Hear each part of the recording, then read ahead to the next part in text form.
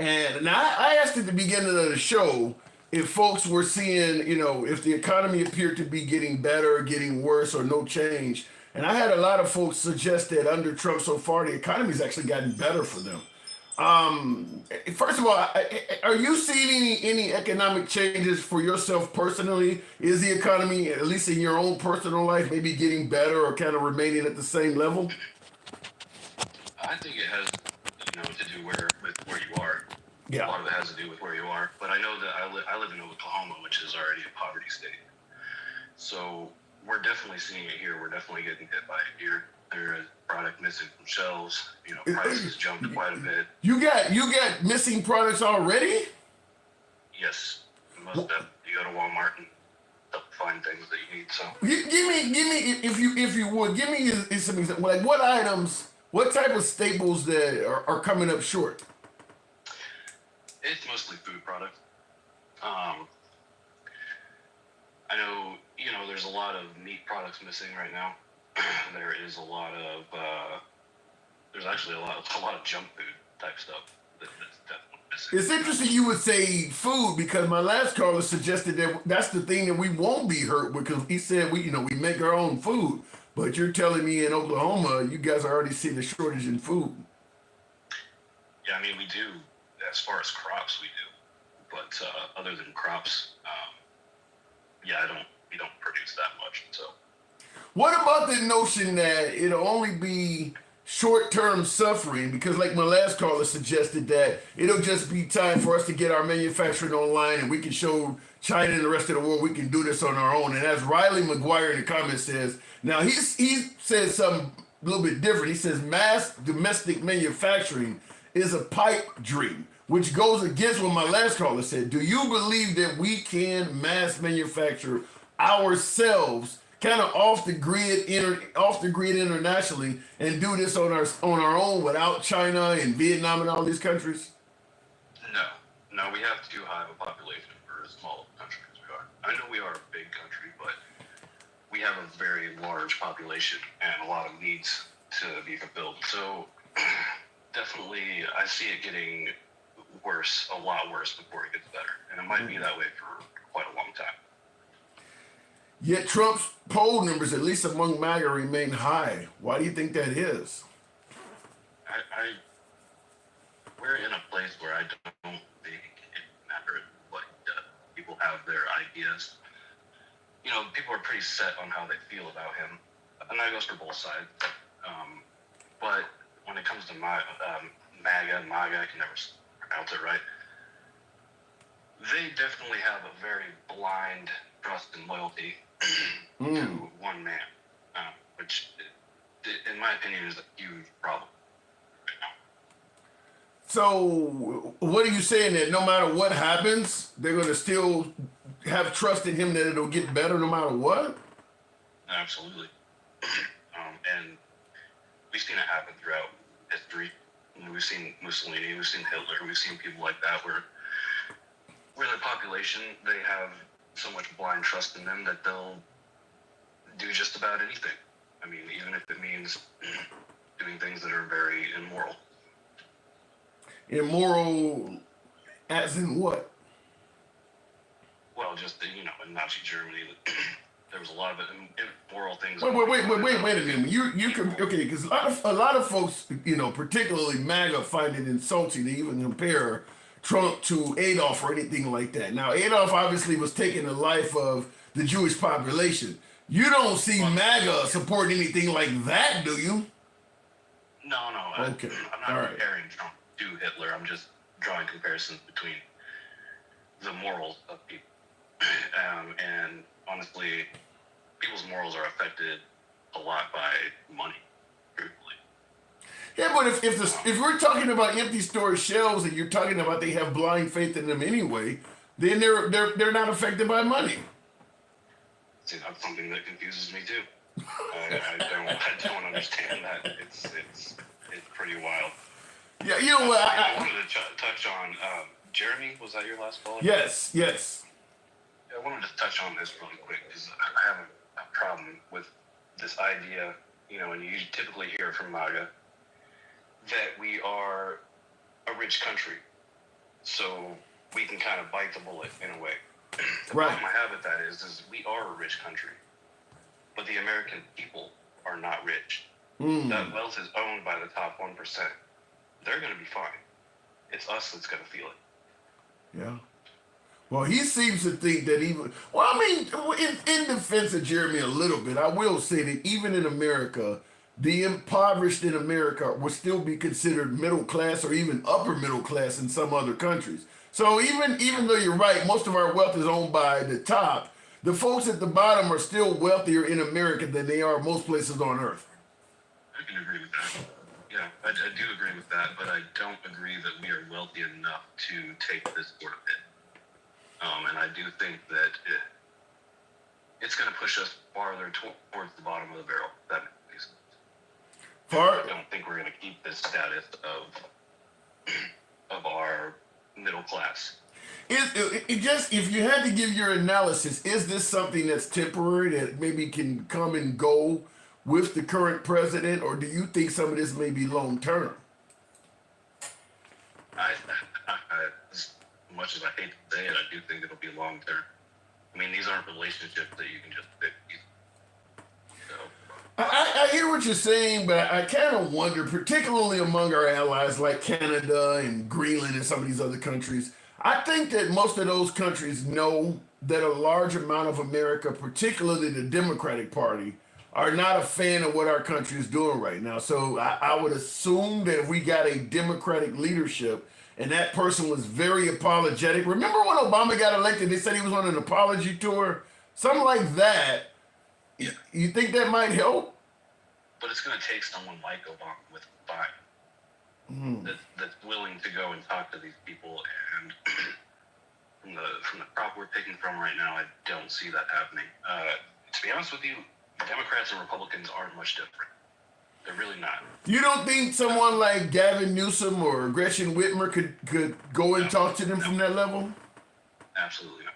Wow. Gavin Newsom isn't much different than the career Republican.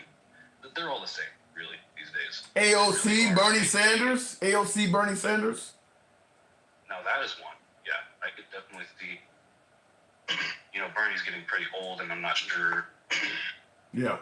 He's too old. He's too old. Willing to run at this point, but definitely Bernie would be one.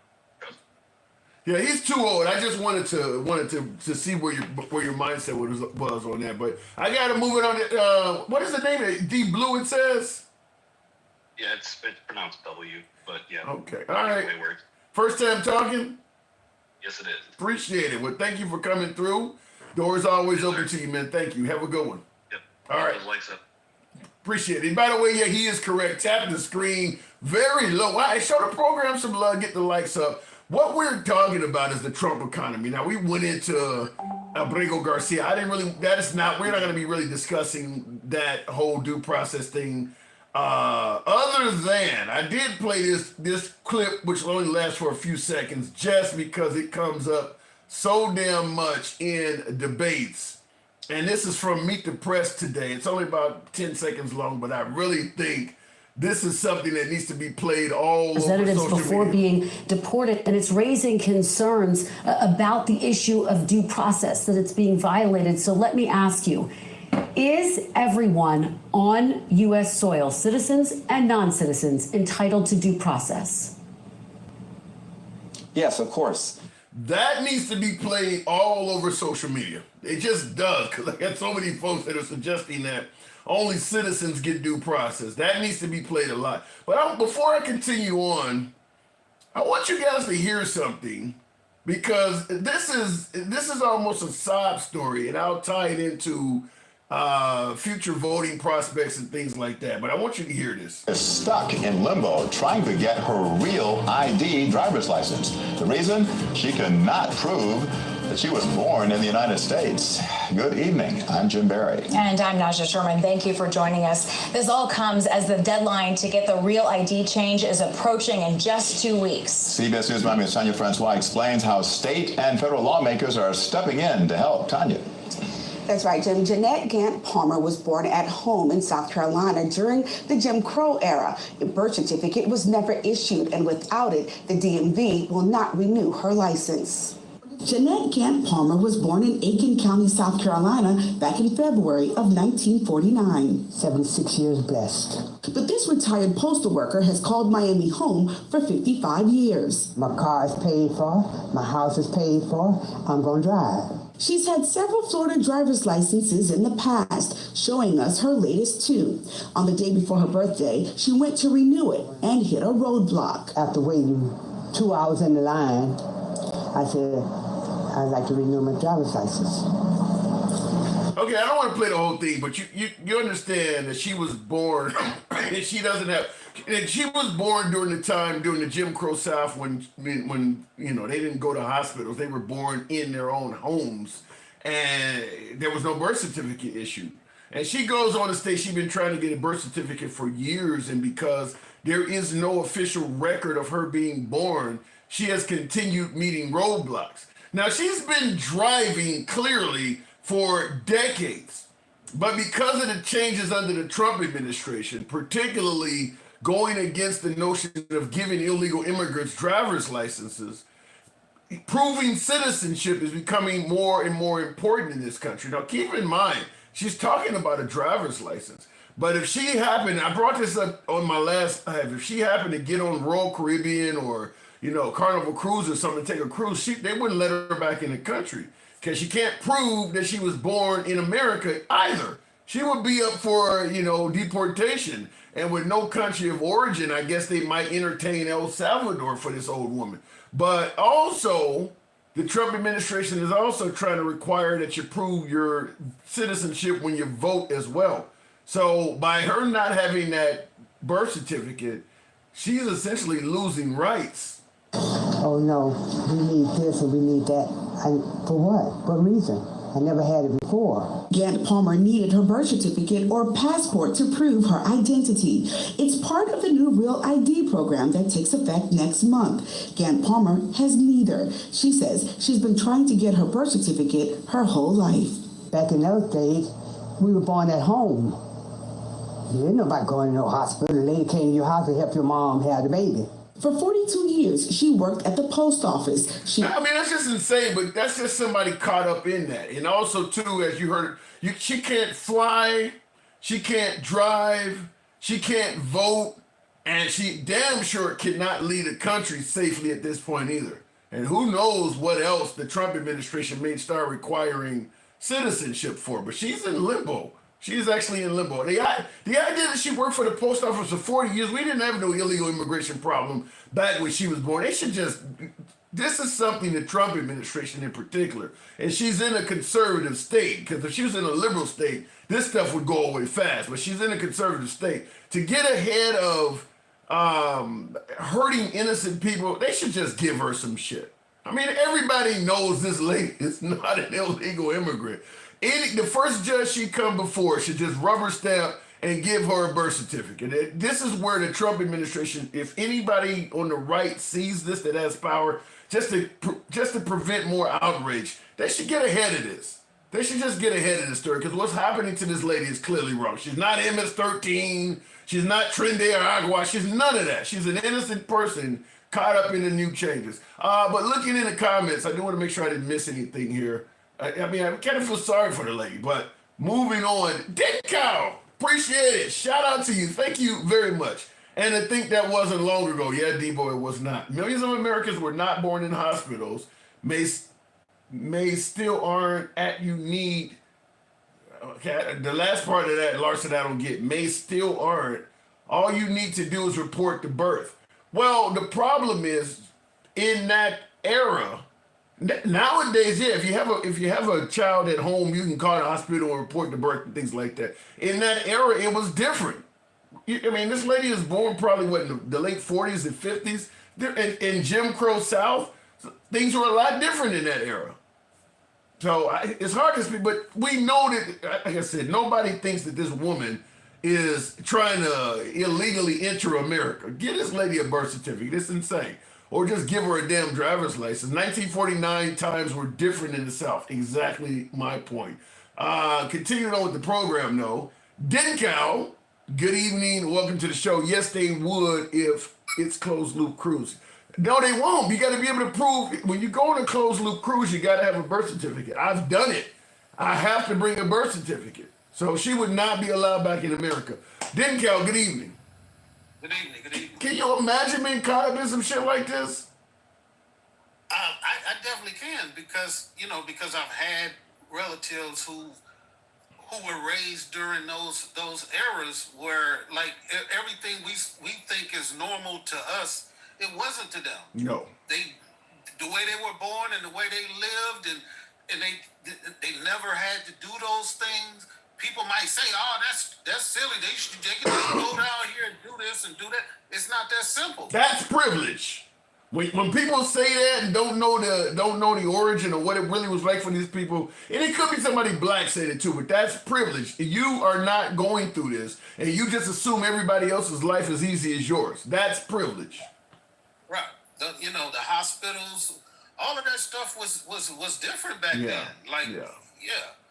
Some of the places be like they would charge you for a birth certificate. Some people be like, "I'm not buying a birth certificate and go home." For especially during that era, that's what they were doing with voting. They were charging poll taxes, and that was enough to stop people from voting. Right. Yeah. But it's not. It's a big deal now because we know that a specific voting block or group, they don't want people to vote, and those are the people they don't want to vote because they 9 times out of 10 they're gonna fall in a certain group. So they just it's a lot of conservatives who said it out loud, hot mics and all of that. Like, the less people vote, the better chance we have. Yeah, and I mean it's true though. I mean the lower turnout does work better for the conservatives, and higher turnout works better for Democrats. That actually is true.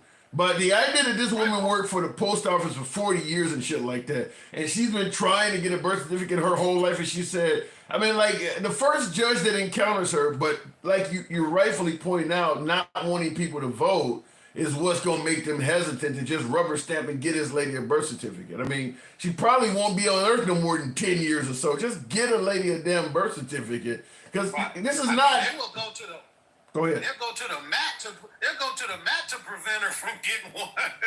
It'd be like a poll tax. Hey, how many jelly beans in this jar? Yeah, that's great. It almost makes almost makes you wonder, like, should she temporarily go to a liberal state where she knows she'll get that immediately and then go back down to Carolina or whatever? But then they would probably say they don't recognize it because you're on TV said you were born here. Right. God. Now they gotta investigate. Right. That's insane. So what about the notion of the possibility, rather, of empty shelves? You think there's some realistic possibility of that actually happening, or you think it's all based on the media fear mongering? Well, I was just having a conversation with a friend of mine about this very situation, and I try to be very careful about the things I say because everybody wants to push back and say, well, that's why you guys lost the last time because you said this and you fear-mongered on that and you said this and said that. So now I try to go by what I see and verify. So I seen there was a video about the guy who runs he runs all of the ports on the West Coast, like in California. Okay. And they were asking him about what's going on, and he said, well, He said the traffic, the import traffic is down about 35%. Yeah. Now remember, California now is the 4th largest economy in the world. So if those ports say that imports are down 35%, how much of goods and services that is? And if you got that much less coming in, he's saying he's not going to be able to continue operating with this level of employees right now, which means there's going to be less truckers. Less truckers mean less product delivered, to the stores. So it's going to hit us. I don't know exactly how it's going to hit us, but I'm just saying it's going to hit us. And I've been saying on your show for a little while, like, once people's inventory start wearing down, because before the tariffs, a lot of big companies, what did they do? They filled up their their inventories. They filled up their warehouses because they knew this stuff was going to be happening. So now that they're running low, now they're going to have to start putting the stuff on the shelves that they're actually having to pay tariffs on. And so those that's when it's going to get passed on to us. Right. Yeah. Yeah, I mean, it is. And I see Johnny is on there talking about these are prophecies. These are not prophecies. We're just talking about factual data that he can go look up. If you have less incoming products coming into the country, you're going to have, if you still have the demand, you're going to have shortages. Here's what I don't get. I mean, even if you believe that Trump's tariffs are something we need to do, or it was a long time coming and you want to applaud Trump for finally taking it on, the idea that it's not going to hurt us, at least temporarily, makes no sense. I mean, if all of a sudden the country that's sending us a ton of shit stops sending us that shit and we don't have anywhere else to get the shit, we're going to hurt. People are making it say, well, we'll be okay. Like, that makes no sense at all. I don't get why that seems to be so elusive to some folks. We're literally a consumer economy. We don't make things now. So everything we have gets shipped to us. And if this stuff is not getting shipped to us, why? Because the people, the importers, are not purchasing a lot of that stuff no more because they're not going to make a profit anymore. Yeah, I don't. Yeah, it's just like I said. It's baffling to me why so many folks are. I mean, obviously Trump supporters, but even Trump supporters went to school with an ad. It's like you gotta understand there's gonna be a temporary gap in accessibility to a bunch of stuff, and well, we'll be okay. Like what Jeremy said, America's a wealthy country and we can handle it. And it led me to ask him, whatever happened on day one? Right. I mean, it's the same.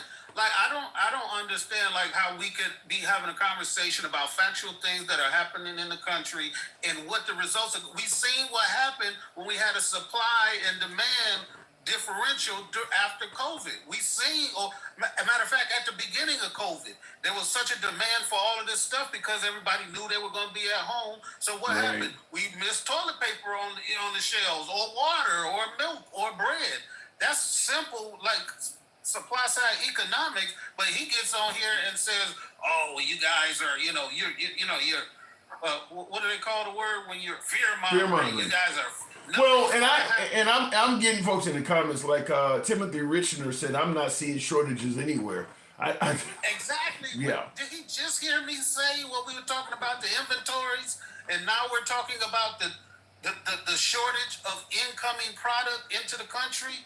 It takes a minute for somebody like Kroger to run out of an inventory, or somebody like Home Depot to start running short on built up in the last couple of months. Now, which I know they can't see it, but they will in about a week or two. Yeah, let me play this clip. We'll continue talking, but because this is for folks like Mr. Richard in the comments that said, "I'm not seeing shortages." Kind of explains exactly what you're talking about in a manner just like you stated, coming from people working at the ports. Nation's Nancy Alou live at the Port of Los Angeles. So, Nancy, what's been the impact on the ports thus far? Well, Kelly, we're seeing a slowdown in freight traffic out here, and it's about to get even thinner. And for American consumers, it will likely mean shortages of all kinds of goods and some empty store shelves in a matter of weeks. The import trickle is quite apparent here at the ports of Los Angeles and Long Beach, where about 40% of ships are usually from China. Freight books confirm the supply chain is about to shrink significantly. For next week, a near 30% drop in freight traffic from China into Southern California ports from the week before. And for the week ending May 10th, year-over-year data shows a 44% drop. To the north, a similar plummet in freight traffic at the port of Oakland, another major gateway for Asian imports to the U.S. The drop-off has major retailers warning of empty shelves, higher prices for some goods as early as next month.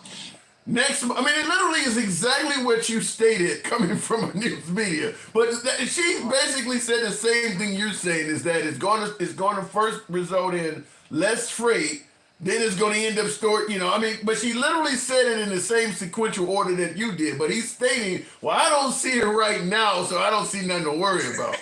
Right, and that's not even the story that I seen. I seen the actual guy who's in charge of all of the ports on the West Coast. And if I can't depend on him, I don't know what Johnny expects, to hear. Like, all we can do is do our research and try to understand what's going on. And we all understand in a country this large, nothing is instant.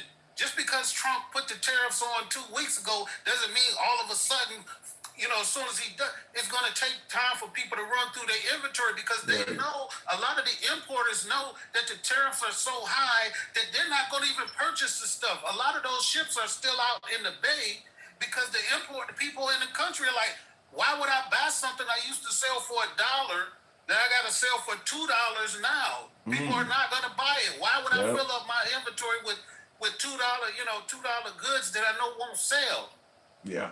So, I mean, I think what is his name? Frank Luntz, I mentioned before. He said that he thinks America's going to really turn on Trump around July 4th, because he said by then the shortages and stuff will be pretty damn strong when it comes to buying stuff for the holiday and all of that stuff for the July 4th holiday at that point, because they're saying that this is what happened with Joe Biden, where over Thanksgiving, the price of the price of turkey and all that shit was so high, it put a permanent stain on Joe Biden with the economy. And what he is saying is something similar will happen to Trump somewhere around Independence Day, when people finally go out and they're really having trouble getting stuff. I don't care if it's just, crepe paper you hang up at your parties or whatever, but everything comes from China.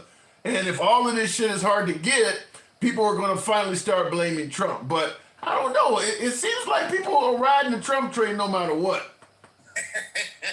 It's some that will ride that train down into the poll house, and they'll still be on it tooting their horn.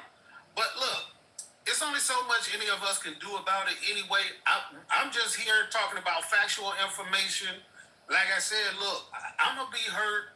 Maybe not as much as a lot of people, but I'm still gonna be hurt. Look, I've lost 6 digits in the market in these last month or two. Damn. Like, I get it. Do you think? Let me ask you this: for someone who has lost, as you say, 6 digits, do you believe you will recover that ever? Yes. Yeah. Okay. Yeah. I believe in the American economy eventually, because Trump won't be around forever, and the economy has a healthy way of self-correcting. So then you're kind of on the Trump train, which is what he's saying is, look, there's going to be some temporary suffering, but don't sell your shit. Over time, as you're talking about the resilience of America, we will be okay. It sounds like you should be. Can I see you a MAGA hat? You sound like Trump. What I'm saying is the way he went about it was wrong. Like Joe Biden, they said, look, hey, Joe Biden, remember they couldn't get off of 9%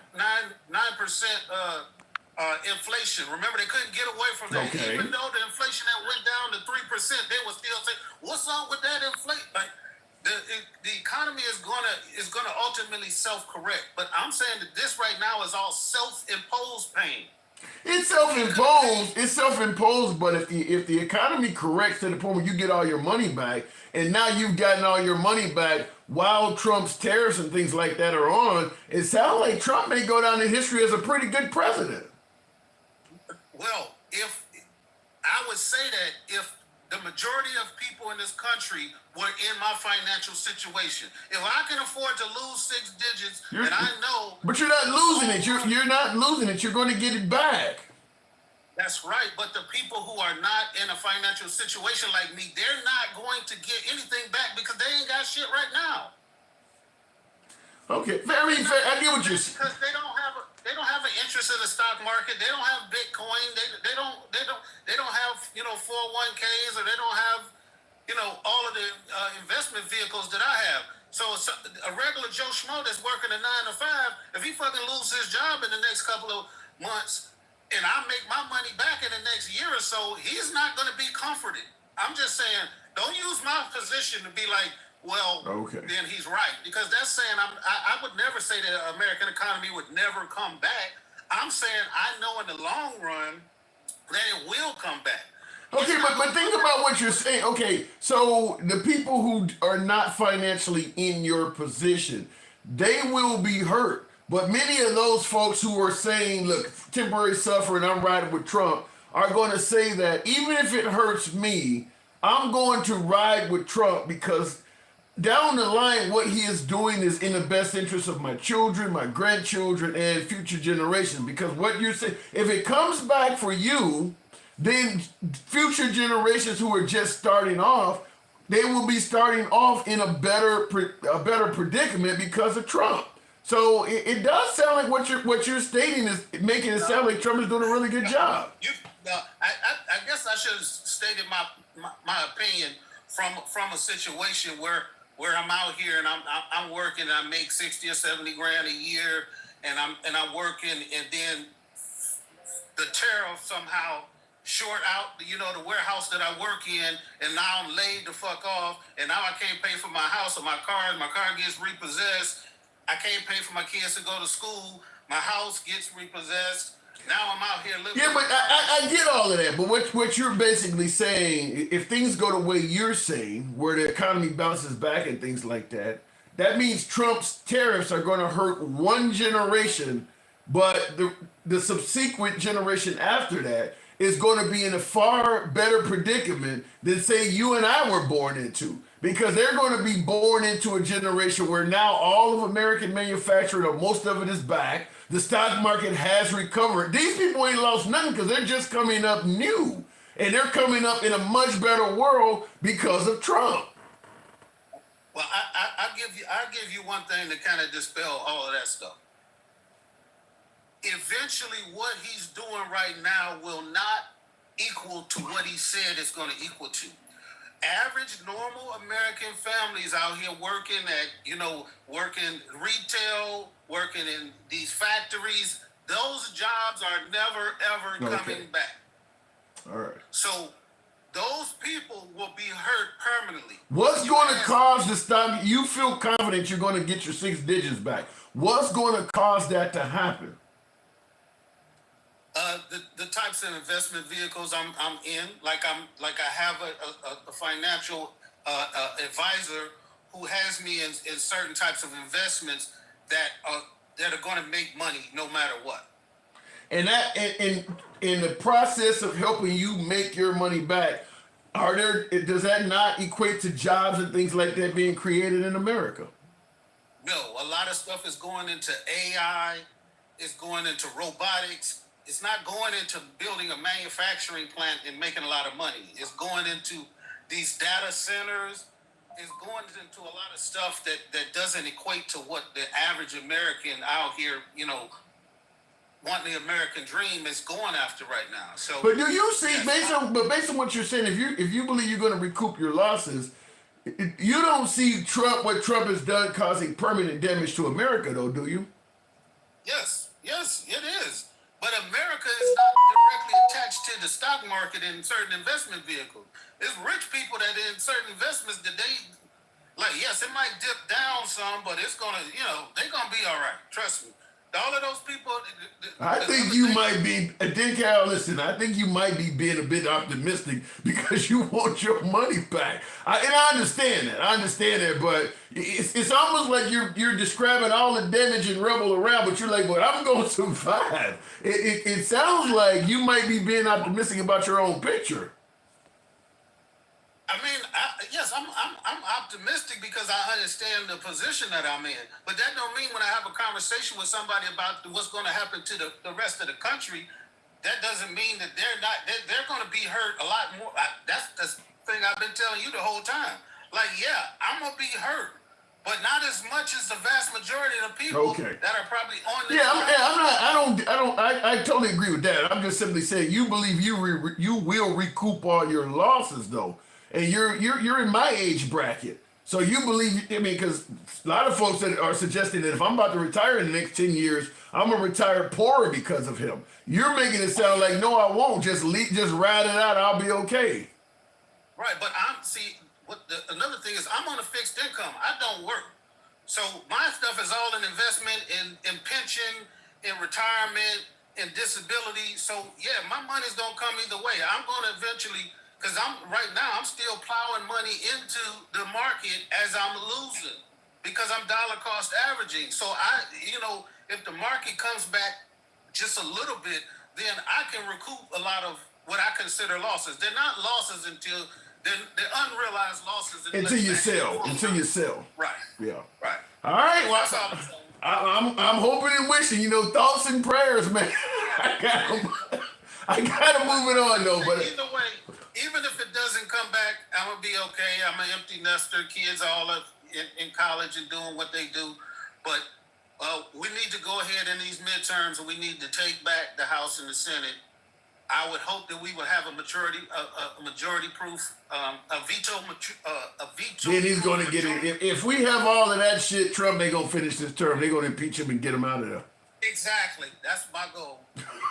That's the only way to get him out of here is to impeach him. Witch Hunt 3.0?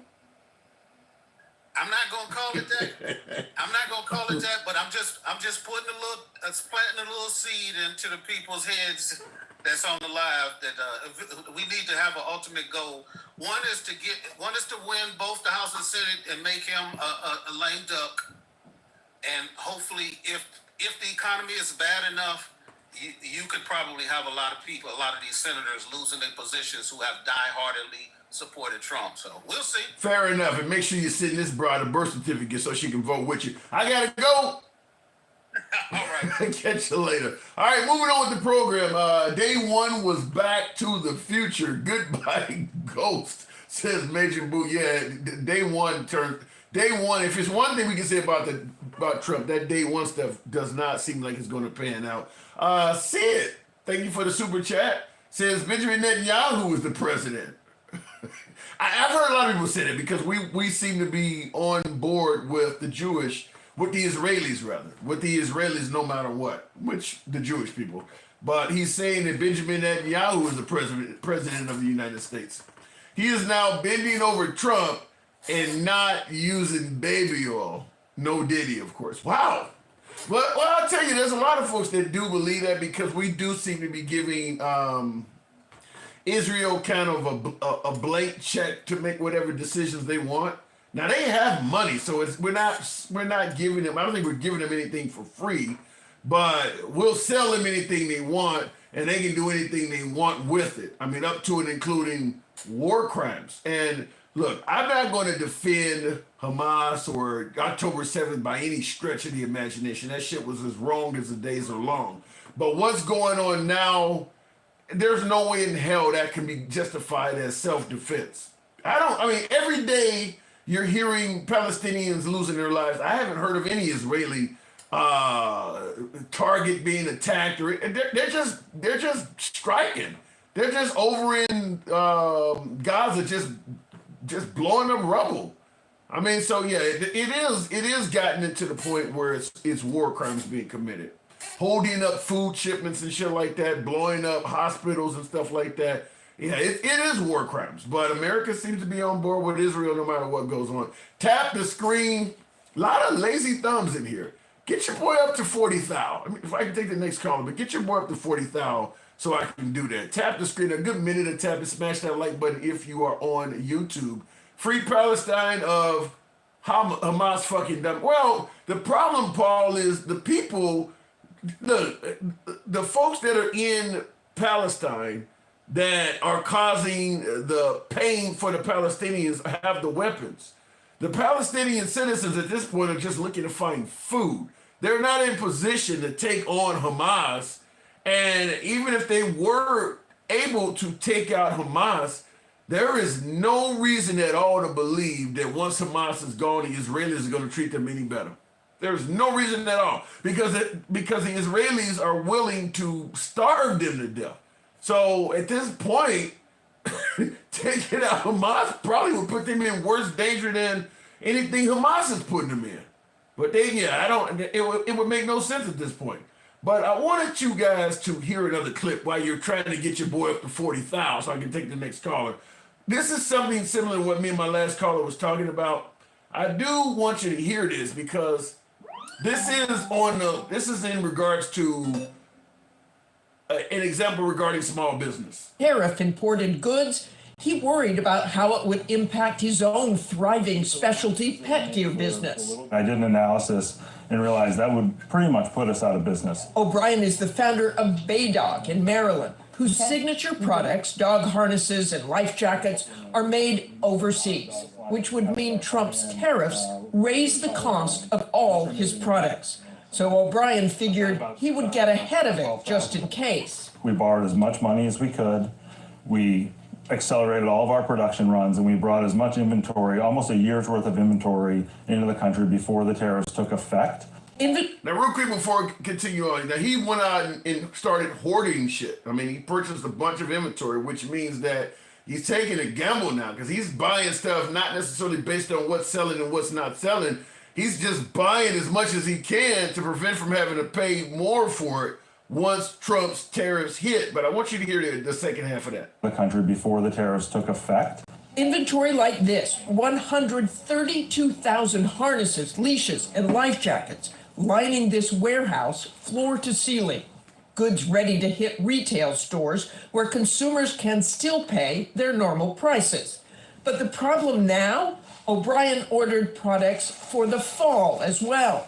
But getting them here from China would be a huge expense. So we have $150,000 worth of dog harnesses sitting in our factory right now. And with the current 145% tariff, it would cost me $200. Real quick, does he look like a liberal to you? Who do you think he might have voted for while he on TV talking about this shit? Does he look really liberal-like to you? Maybe a member of the LGBTQ community demanding due process for immigrants? What do you think? It would cost me $217,000 just to bring it into the country. So I'm actually better off just lighting that on fire and taking the loss than I am trying to bring it into the country. If tomorrow they say, look, we've got this all straightened out, we're not going to have these massive tariffs, have you still taken a hit? Even if you turned off the tariffs tomorrow, everyone would try to ship all at once, and then shipping costs would go way up, and that would translate into price increases. O'Brien understands President Trump's rationale that tariffs could help bring manufacturing back to the U.S., but he said for his customers, it would mean higher prices. This product, which is our most popular dog harness, if I made it in America, it would retail for about $114. Right now, it retails for about $34. With the current tariff, it'll drive, for me to break even, it drives the price up to $86. And that would only be the case if his business even survived. I would have to spend about $1 million to build a production facility. I don't have $1 million. I also have no expertise in how to do that. All the machines I would have to buy are made overseas. And then if I were to get it set up, it would take about 18 months, over which time I would probably go bankrupt. Weird thing. And you gotta assume that is the forecast for a lot of American small businesses. Now when Trump when Trump changed things to make things better for Apple, and he took the tariffs off of computers and things like that. Folks like the guy you just saw there, he didn't donate a bunch of money to Trump's campaign. So Trump is not going to make all of those great tariff changes for some guy like him. He's not the CEO of Apple or nothing like that. So you're that guy making it clear that, shit, I might lose my business. Folks, tap the screen, get the likes up to 40,000. This is a prime example of ideology versus reality, says Moving Mountains. Yeah, that's that guy's reality. And I wish he had have asked him, though, who he voted for. I mean, I would to the southern border. I would have loved to have known who he voted for. Where U.S. and Mexican authorities. I don't know, my screen is playing, but I would have loved to have known who he voted for, but that was not asked in the clip. Nevertheless, going back to the comments, Tim, I want DEI in the end. Okay, what the hell is all this about? Brandon, no, who is that? Sheldon Wall says, I want DEI in the NBA and NFL. If it's good for the goose, it's good for the gander. It has to work everywhere or it doesn't work at all. I mean, look, if you're talking for the sake of speaking, But I've made it clear on the program, DEI has always been in existence in America. I mean, for the most part, blacks were not allowed to even play professional sports until at least the 1940s. You've always had DEI. What are you talking about? DEI didn't become a problem until it started benefiting people of color. So I don't get your point. Looking in the comments though, Will G says MAGA ain't shit, saying it doesn't matter what color suit Trump wore to the Pope's funeral. Yeah, he had that blue suit on. He stood out. You know, remember Zelensky showed up to the White House in the Oval Office without a suit on, and Trump goes to a funeral where people traditionally wear black, and he's got kind of a lighter blue suit on, and he stands out like a sore thumb at the funeral. I'm sure many people have seen that, but yeah, it's pretty noticeable. I said, yet they were the same people that had their heads explode when they saw Obama in a tan suit. And that's another good point, the old Obama in a tan suit. But I brought up Zelensky showing up to the White House not wearing a suit. And all of a sudden, Trump is dressed out of favor, and suddenly there's silence. But yeah, he's right. When Obama wore a tan suit, or people show up places without a tie on, they go after him. But Trump shows up to a funeral in a blue suit and nothing. Suddenly nothing. And I see JJ said Annie fell asleep at the funeral. Did he really do that? Did he? I didn't see that. Did he fall asleep at the Pope's funeral? Wow, I did not see that. Jeez. All right, did we get to 40? Let me go to the, my God. He fell asleep. Let's go to the one and only MAGA Reacts. Good evening, or welcome to the show, MAGA Reacts. Trump's economy. Let her agree. How do you think? Do you see what people are saying as a possibility it may really happen? Empty store shelves and all of this stuff. I mean, anything's possible, but hopefully this trade war won't last long enough for that to happen. And what are we? Something you said earlier. How are we gonna provide trinkets to 340 Americans? Right. And like every other time I've talked to you, what you got to think about is how is China going to feed 1.4 billion Chinese people versus how we're going to get our iPhones. You know. Well, first of all, I think your comparison is short-sighted, because we're not just getting iPhones from the Chinese; we're getting food from them as well. So it's going to be food over here as well. Also, keep in mind, China is more mouths to feed. Huh? They have way more mouths to feed. Yeah, but they also are. Yeah, you're right. They got a hell of a lot more mouths to feed. But the problem is, we have a republic where we democratically elect our leader. They have a dictatorship. So if their dictator says, "I would rather see my people starve than to cave into the Americans," his people are not able to hold him accountable. If Trump says that, we can vote him out of office. Just like North Korea has done exactly that. As opposed to caving to America, I would rather risk letting my people starve. I've heard people in North Korea sometimes eat grass because they're so damn poor. Same thing in Cuba. They're driving cars from the 1950s because they would rather not cave. You're taking a democratically elected leader and trying to compete or go up against a dictator and expecting to win. I don't understand how that works. Well, they're got to realize the Chinese people of today are not the same as even like 10 or 15 years ago. They're driving fancy cars, they're living fancy lives, and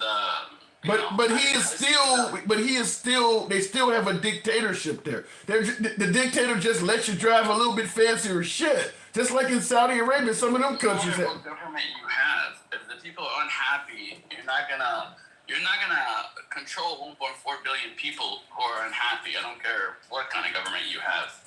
Same with here in America. It's just the question is who's gonna. What are you predicting? What are you predicting? That somehow the citizens of China are going to rise up and try to overturn Xi Jinping? Well, hopefully we make a deal before that, but I see they have more trouble than us. I see the feeding 1.4 billion is going to be way harder job than, people having to live with old iPhones or old technology for a while. Well, you do realize because Trump attacked virtually everybody in the trade world, that the Chinese are now making other treaties and other agreements. In fact, I forget, what did they say? The shipments to Mexico, between Mexico and China, increased 200%. So the Chinese are finding other people to at least see if they can stave off some of the damage of losing the U.S. Because other folks are now using them. Okay, we'll see. I mean, that's the whole point of the trade war. We're going to see who wins. And hopefully we come to a deal before any of that happens. But, you know, right now we're in a trade war. And all the shit Denkel's saying, like, why we're going to lose to China is the reason Trump is doing this. We shouldn't be in a position to lose anything to China because we get all our shit from them, you know? But here's the issue I'm concerned with, because you're MAGA, and a lot of MAGA say the same thing you do. We're going to eventually win. I'm trying to, it's kind of one of the things that I'm thinking, like. I'm saying we should, hopefully we win. I'm not saying we're going to just win. Okay, well, even when you say hopefully we're in a better position to win. Okay, but even when you say hopefully we win, I'm kind of motivated to ask you, win what? If I go 6 months with empty shelves and higher cost of goods and groceries, at the end of that 6 months, when they finally come to some kind of agreement on Trump's behalf, what did I win?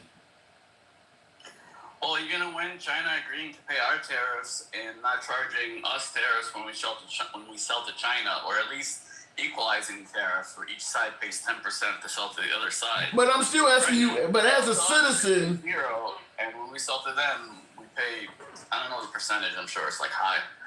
And that's before the trade war. I'm talking before the trade war. After the trade war, these numbers are not really real numbers. Yeah, but as a citizen, as an American citizen, what do I win? Yeah, Trump can jump up and down, and you guys on the MAGA side can say, yeah, Trump won, we won, but what did you win? Is your income going to get bigger? I mean, are you going to get really, really cheap grocery prices? What do you personally win? Because you endured 6 months of suffering to get to that point. What is that point like? Well, the point is a more secure economy, an economy where, we could actually make money doing things other than making videos on TikTok, like... I don't even know what the future generations are going to do for money because, I think we were doing... taking over, AI's taking over. Hell, soon even TikTok shit, you can have an AI doing all the videos. So you believe that if we win, people will have other avenues to make money. What are those avenues? What are you saying? I don't know yet. That's that's the future. I hate predicting the future. I'm just looking at what's happening today, and we keep saying we're the richest country in the world, but we have 38 trillion in debt. That makes us the poorest country in the world, not the richest. Well, who owns the debt? China. Well, the thing is though, MAGA Reacts, it doesn't matter how much debt we owe. Until we pay it, we're rich. I mean, it's like I always use the example. Let's say you go and bet on a long shot in sports with a mob bookie. 100 to 1, you go put $1,000 down and you actually hit the bet, and it's enough to bankrupt the bookie. Well, he works for the mob. He's going, I'll pay you when I can pay you. I'll give you 10% now. Come to me next year. I mean, what are you going to do? You can't exactly go up against the mob. So you're going to take what he can give you. That's how America is. We're in debt, but what are they going to do? They can't exactly come over here and take the money. So... Well, that's what we're worried about. What's going to happen when we can't pay our debt? What's going to happen when we... Credit rating is going to drop.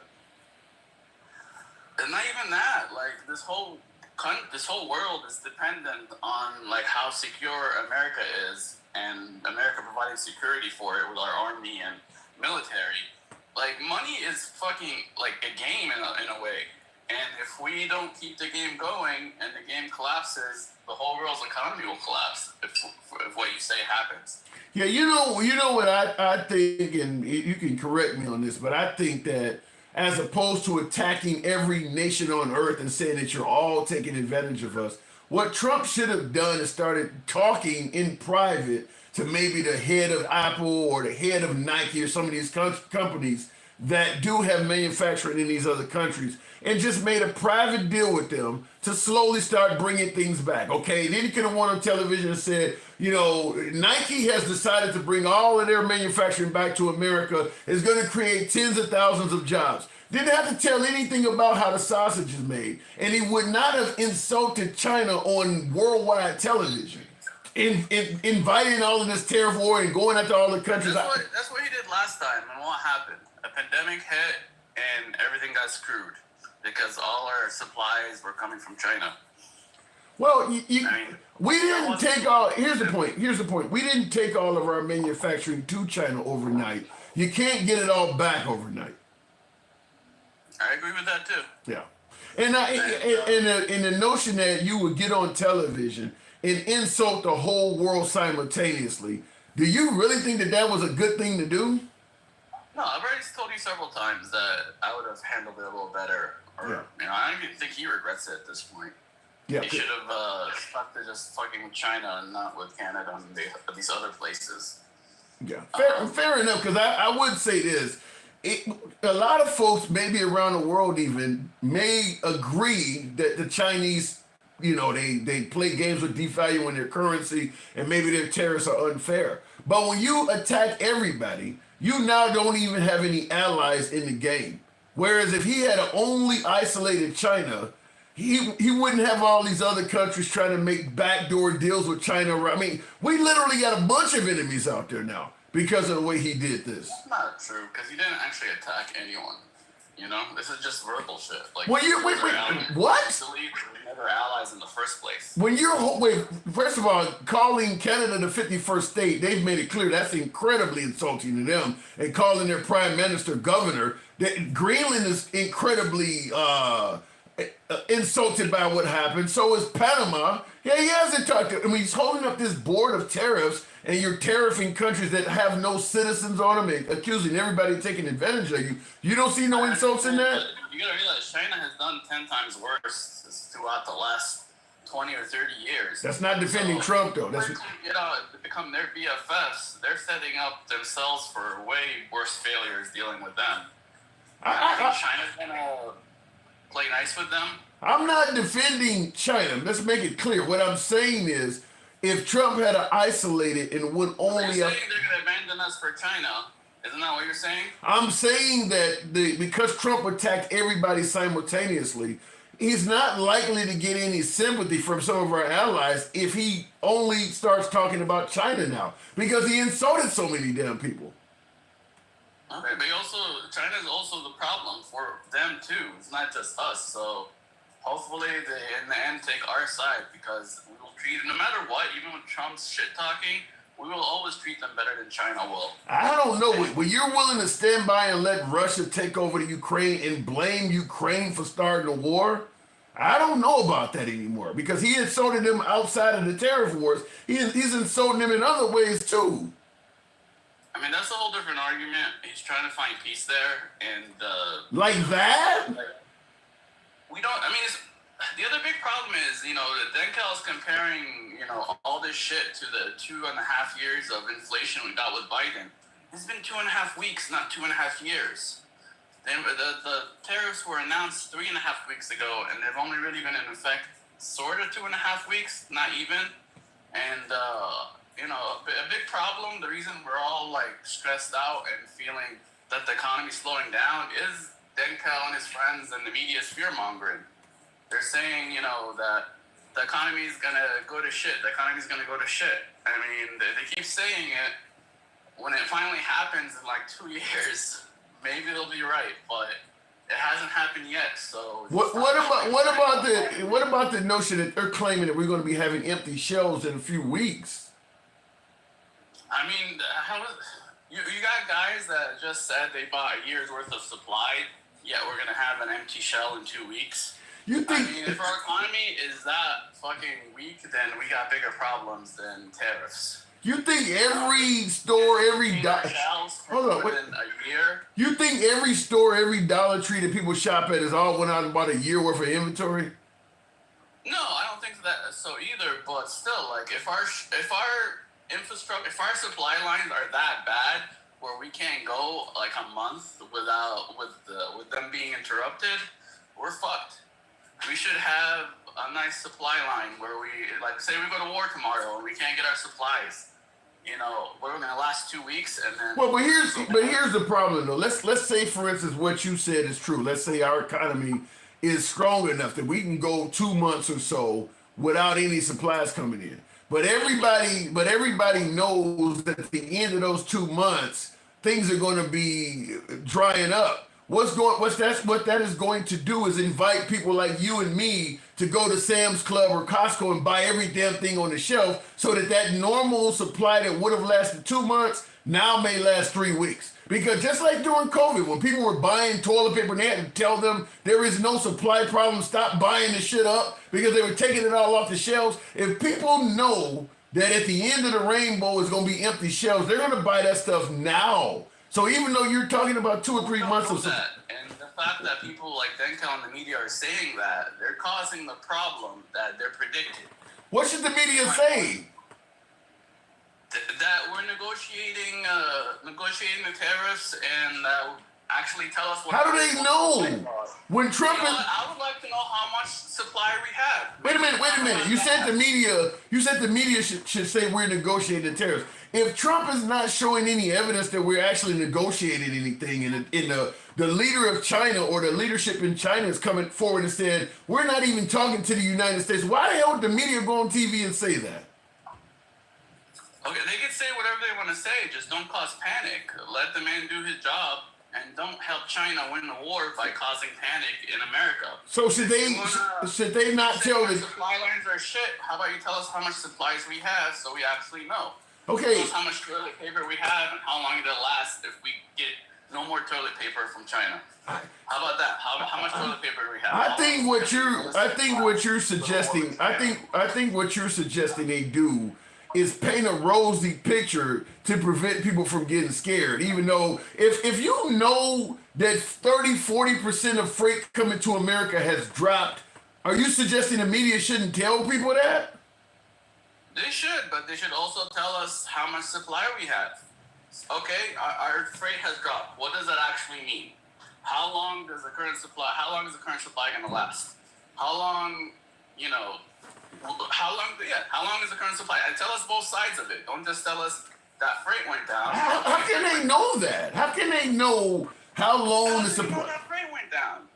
What? The same fucking, agencies that report on this shit, the same way they investigated this shit, go investigate the other side of it.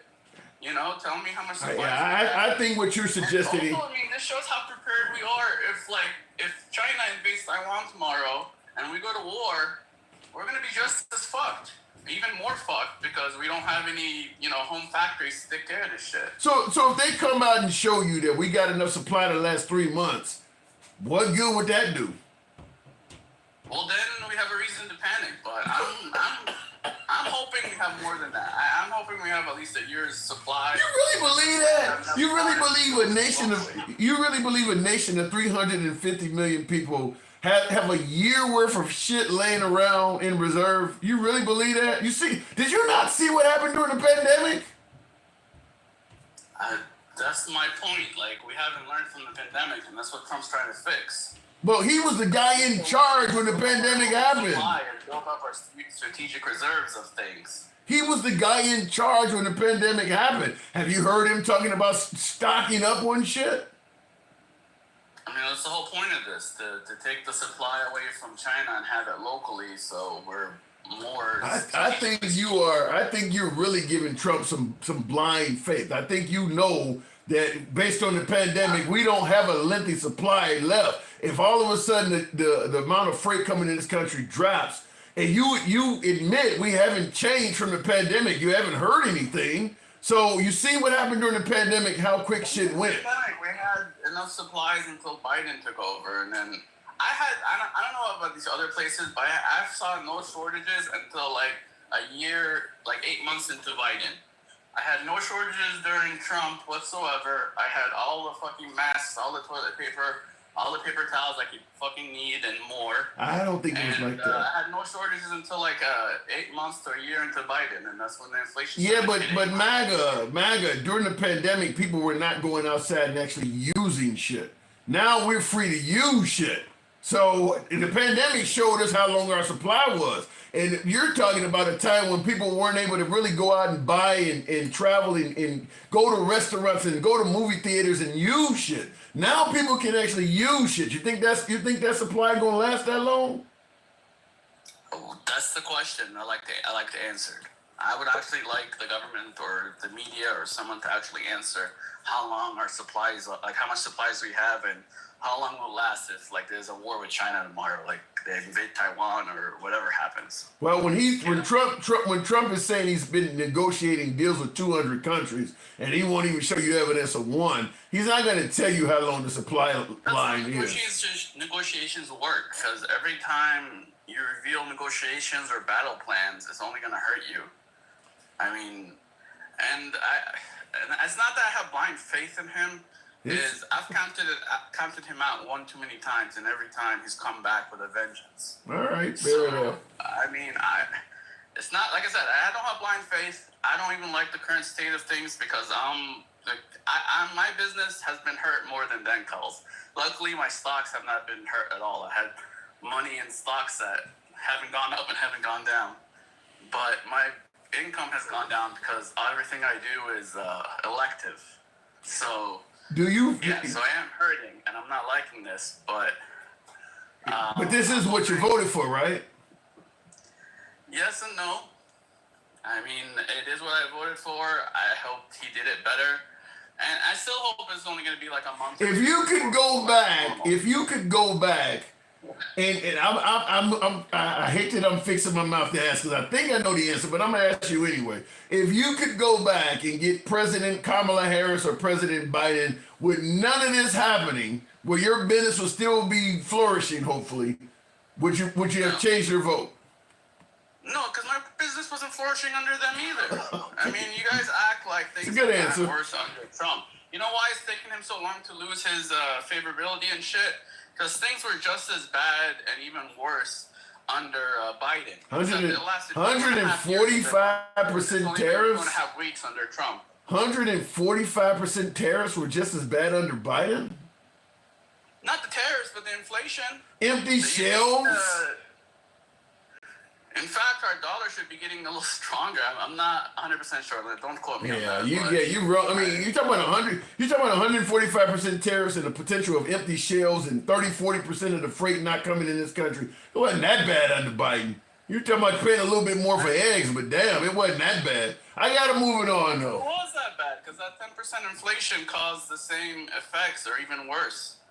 I mean, it was really 20% over almost 4 years from the day he took office to the day he left. It was overall 20%. I don't even see where Trump improved any of Biden's numbers. He just added on issues with tariffs. I mean, the inflation and all that stuff under Trump is pretty much the same as it was under. He hasn't improved any of Biden's stuff. He just brought his own baggage. Well, things shot up when he won, and people, the new president, everything shot up when he won. And he kind of undid that, and now we're at a point where it's below the little bump he got when he won.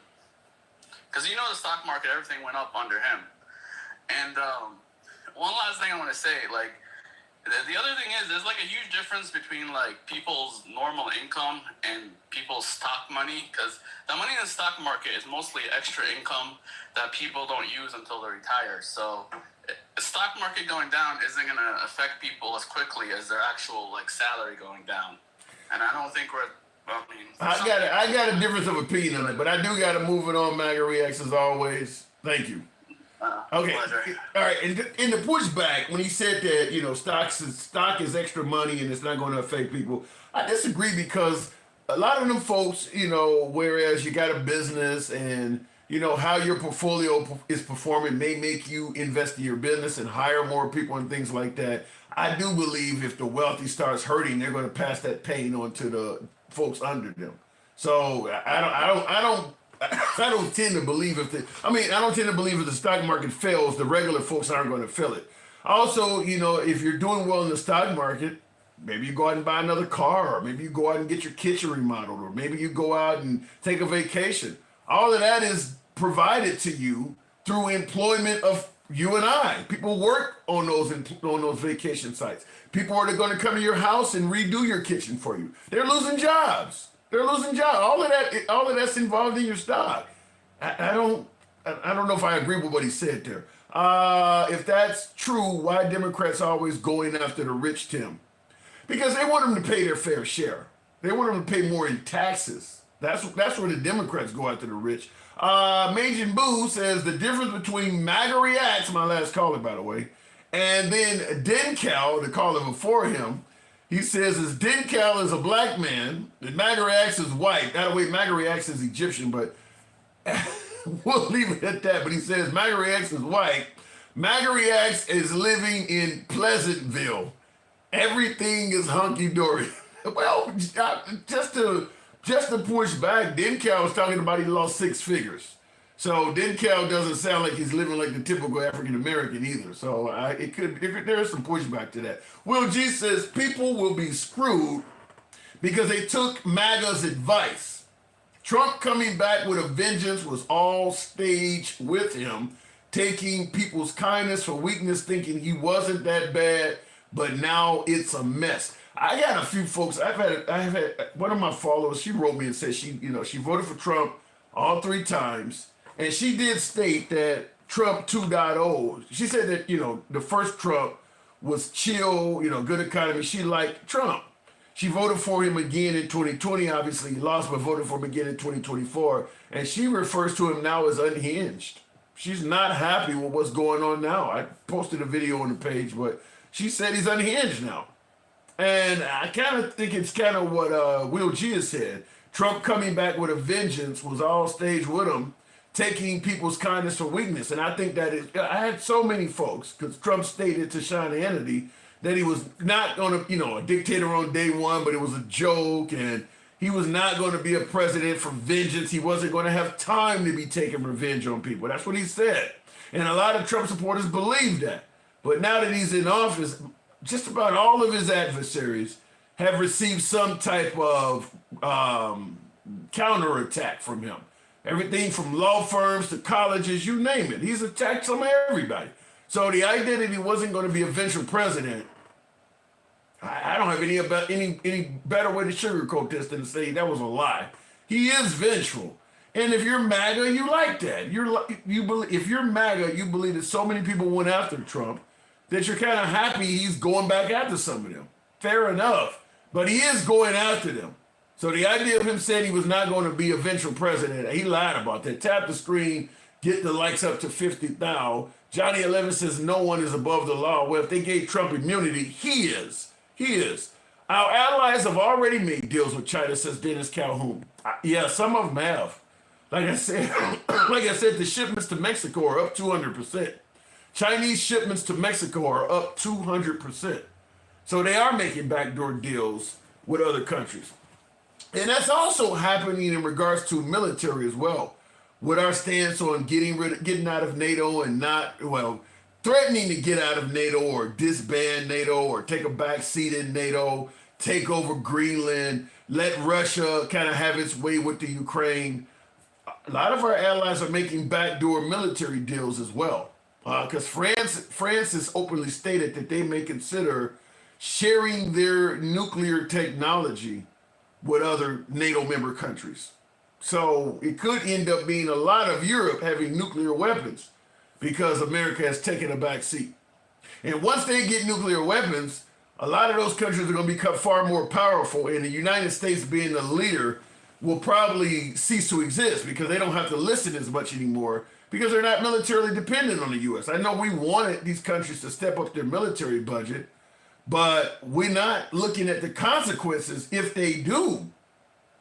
Yeah, they're dependent on us, and we don't want them to be dependent on us. We want them to pay more militarily. Well, if they start paying more militarily, they're going to want a bigger seat at the table. We haven't thought about that. I want to take the next call and get us up to 50,000. Tap the screen. Ask MAGA if they are okay with Trump giving a $4.5 million tax break for the rich while all this chaos is going on with the economy. I can tell you probably the answer is they don't see a problem with it because when you got what was the guy's name? I can't even think of the guy's name right now, but Charles Schwab. He's on TV, and Trump is bragging how Charles Schwab made $2 billion in one day. MAGA didn't have a problem with that. MAGA did not have a problem with that. And also, there's another one. I made a video. I have to bring it up, but there's a lot of money and grifting going on in the Trump White House, and MAGA doesn't have a problem with that. So my answer is probably not. He's ripping on the Kool-Aid. MAGA reacts. Jeez. Will G says the funny thing is some eggplants don't even think they're African, but Arab. Really? Some Egyptians, not eggplants. Why did I read that wrong? Some Egyptians. Why the eggplants? Some Egyptians do not think they're African, but Arab. Well, Egypt is right there on the cusp of the Middle East. I guess I can see how that might happen. But Egypt is considered to be an African country. Let me go back to the box. MAGA is still shopping at the same Piggly Wiggly so they can see the global impacts. Well, we'll find out when this alleged store shelf shortage stuff starts happening. Betterment, good evening. Welcome to the program. Hi. Whoa, look at that. Real talk. Appreciate the thank you. Good evening. Good evening. I think tariffs are not the only thing we should worry about. People are also going to start paying back their loans on May 5th. Yep. And it's going to have an impact on everybody that is over 200 days late. And I see people on TikTok saying that they owe like over $200,000 in loans, and I'm like, dang, It can that's happen. a lot. It can happen. But lucky for me, I only owe a little bit over $5,000 in loans. Shit, I got 3 college degrees. I owe quite a bit myself, so I'm closer to the first category you mentioned. And I'll say this, because people used to ask me all the time, well, why aren't you voting for Trump versus Kamala Harris or Biden? And that was one of the things I used to bring up. My number one thing was Trump was talking about giving police immunity from prosecution in liberal cities where I live. But the other one I was saying that is that if I could get a president that would give me universal health care like the Affordable Care Act, as opposed to what I'm getting at my job, which is incredible. But if I could get universal health care and someone that would forgive my student loans, that would do better than any tax cut Trump could ever dream of. And that's what I used to say. Yeah, that's huge. Options for student loan forgiveness. You can, if you go on the federal loan website and click on loan forgiveness, there's different type of loan forgiveness that you guys can apply for. Yeah, there's a few tricks. I've been able to play a few tricks, but still, to get a complete forgiveness, I need that. But here's the thing, like, I used to go to a beauty school, and that was like a decade ago, and my loans were forgiven because they overcharged students that went there and falsely. I gotta read that email again, but they overcharged in student loans to students that went to that school. So basically, they were misleading students. So our loans were forgiven. Yeah, some of the like I'm trying to think of some of these schools like Everest, and you're sitting at home during the day on your day off, and you see these commercials that are tailored to getting people back in school that they're talking to high school dropouts, people who are going to go there for one trimester or one semester and drop out. Them schools are the ones that were lying. And a lot of those folks' student loans have been forgiven because they make these inflated promises. You're going to get a job making $90,000 a year, something stupid, and you pay the student. You graduate from the program and you're working for $30,000, and you owe this crazy amount of money back. A lot of them folks did get some of their student loans forgiven. Yes, and I'm one of them. Congratulations! But Good shit. But I live in California, and the last caller you were talking to, California just became the fourth largest economy. I heard that. Just this week. Yep. Yeah, and I live in California, so I'm proud of that. But what's going to hurt California is the tariffs because we're connected to the United States. And that's going to put us back onto the bottom because we're not we're not in the trades. We can't get the certain products that we need for order for us to maintain our spot. And ranking up and staying on that and trying to get up to where the United States are, because you have to understand, California made billions of dollars off the tourism alone. But did you also know that our tax dollars go to these red states? Yep. That's where the poverty is. Yeah. California is basically holding up most of the United States. But here's the other thing, and I don't know if you noticed, but there's a petition that is going around in California, wanting California to secede from the United States. Are you serious? Yeah. We don't need that. We don't need that. There is a petition that's going around stating that California wants to secede as their own independent state because we experienced Trump's wrath. And for him to be back in office, we're like, hell no. So let me ask you something. As a Californian yourself, would you favor California seceding from the union? Absolutely. Really? Because we already proven that we can hold our own economy. We have our own economy. So basically, if we succeed from the United States, we'll be fine because we be able to sustain our own economy and be able to do trades with other countries without the United States. That's why we went up to fourth we were the fifth. Now we're the fourth in the economy. So we can do that. Yeah, but then you might. I mean, don't you want to be able to visit Vegas and other places? I mean, all of that shit. Now you're gonna need visa. I mean, because now you're going to a different country. Now, America, especially under Trump, you may not be able to leave California. I hope. I really don't care, to be honest with you, because I've been to Las Vegas before, and I don't find it really amusing like that. Yeah, but don't you want? No, you can't want that. I do strongly believe in, divide. What is it?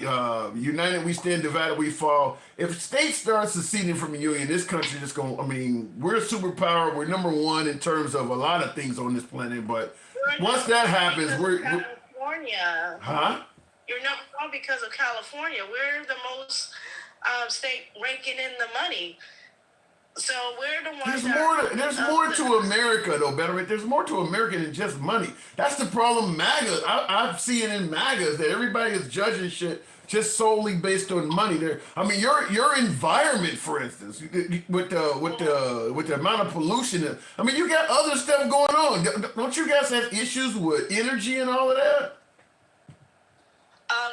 Not of I'm aware of. I know we still have like a pollution problem that we're trying to solve right now because now most people are getting EVs, electric vehicles. So we still have problems like with homelessness and stuff like that. You have a big problem with homelessness. Yeah. Big problem. That should, but hopefully we take care of that, and hopefully some of those issues are solved. Hopefully we get people off the streets and into homes. But I don't know about people with mental illness. That's a whole nother story because they're on the streets and I don't know. The secession from the union, to me, I think that's a really bad idea because, like I said, you guys would have to obviously get a much, much stronger military than you have right now because you don't have enough military to protect yourself. So you would have to really improve that. I mean, because the remaining 49 states might start looking at it. Shit, you guys got a lot of money that you can't protect. We might have to figure out a way to get in there in the middle of the night and help you out. If we withhold our tax dollars and focus on the state, we can do much better. Yeah, You know what I mean? I hear you. I hear what you're saying, but I think we all work together as one better than we do. Because if you secede, then who knows? Maybe Texas might follow suit. Florida, hell, the whole South, the whole Confederate South may decide we want to go back to some, the South will rise again, as they say. You literally break the country in half doing that. Well, we sure don't want to fall with the United States and We're not gonna. what we built. You know what I mean? So with Trump doing all these tariff wars, doing all these loan payments, putting the economy in shambles, like I don't want California to be a part of that. Do you have enough jobs for all your people and all of that stuff? I mean, because obviously, if all of a sudden you secede, all of your major airports are going to see a whole lot less work. Well, I don't know about that, but I mean, a lot of Americans from all over the country go out to, Disneyland down in Anaheim, or they go to Universal Studios, all of that shit. Now you need passports. Disneyland started in California, so. You said what? Disneyland started in California. That's what I'm saying, is that a lot of Americans from all over the country go to those places. But if you secede from the Union, it's going to be harder and more expensive for people to do that. Now they need passports and visas and shit. I mean, it's going to affect a lot of these industries that you think are the reason you're so wealthy. Yeah. It's a start. Yeah, I'm not saying that seceding is going to be easy. It's going to be a rough road, but we can do it. Yeah. You know what I mean? So, right now, Gavin Newsom is going to be out of office next year. So we having other candidates that's running for going to be running for that seat, and I don't even know who these people are. I heard of Steve, what's his name? He's a Fox News reporter or something, and he's a Republican. And I was like, you guys are not right now. I don't know. Yeah, for California is not going to elect a Republican. Certainly not in the next upcoming election, and definitely no one from Fox News. But let me ask you this though: even if you got, let's say you replace Gavin Newsom with another liberal or whatever, and in the remaining 49 states are still governed by President Trump. You know, Trump with the tariffs.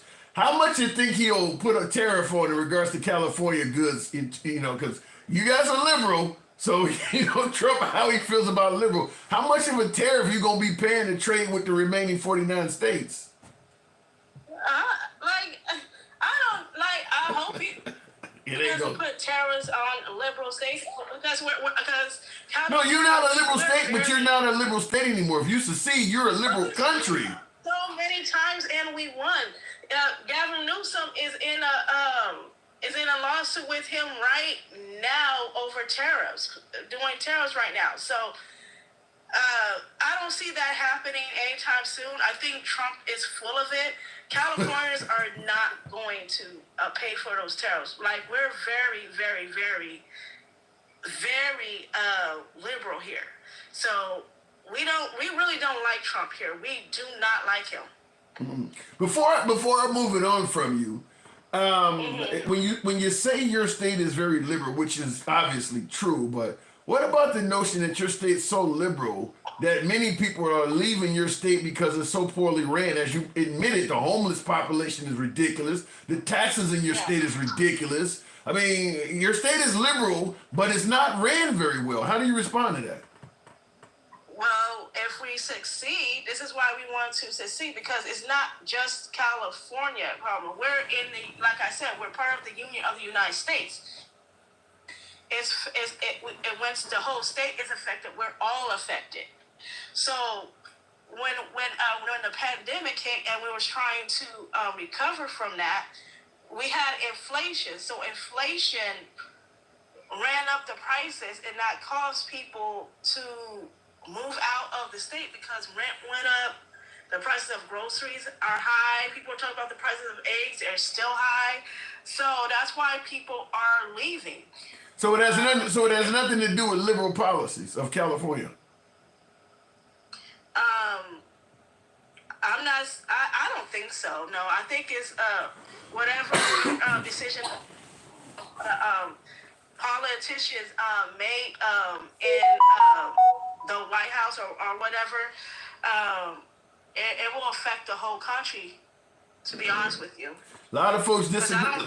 Go ahead. they can disagree all they want. Yeah, a lot of folks disagree, but hey, as always, I do got to move it on. Betterment, come on back anytime. Good to hear from you again. Thank you. All right, anytime. Bye. You too. All right, looking in the comments, no, California will not secede. California doesn't want its own army. California doesn't want its own State Department, et cetera, et cetera. We are USA, says Hubert Cumberdale. I don't want it. I don't want any state to secede because I do believe divided we fall. I think we, as a country, we're far more stronger. This is why I've never been a fan of union busting in this country.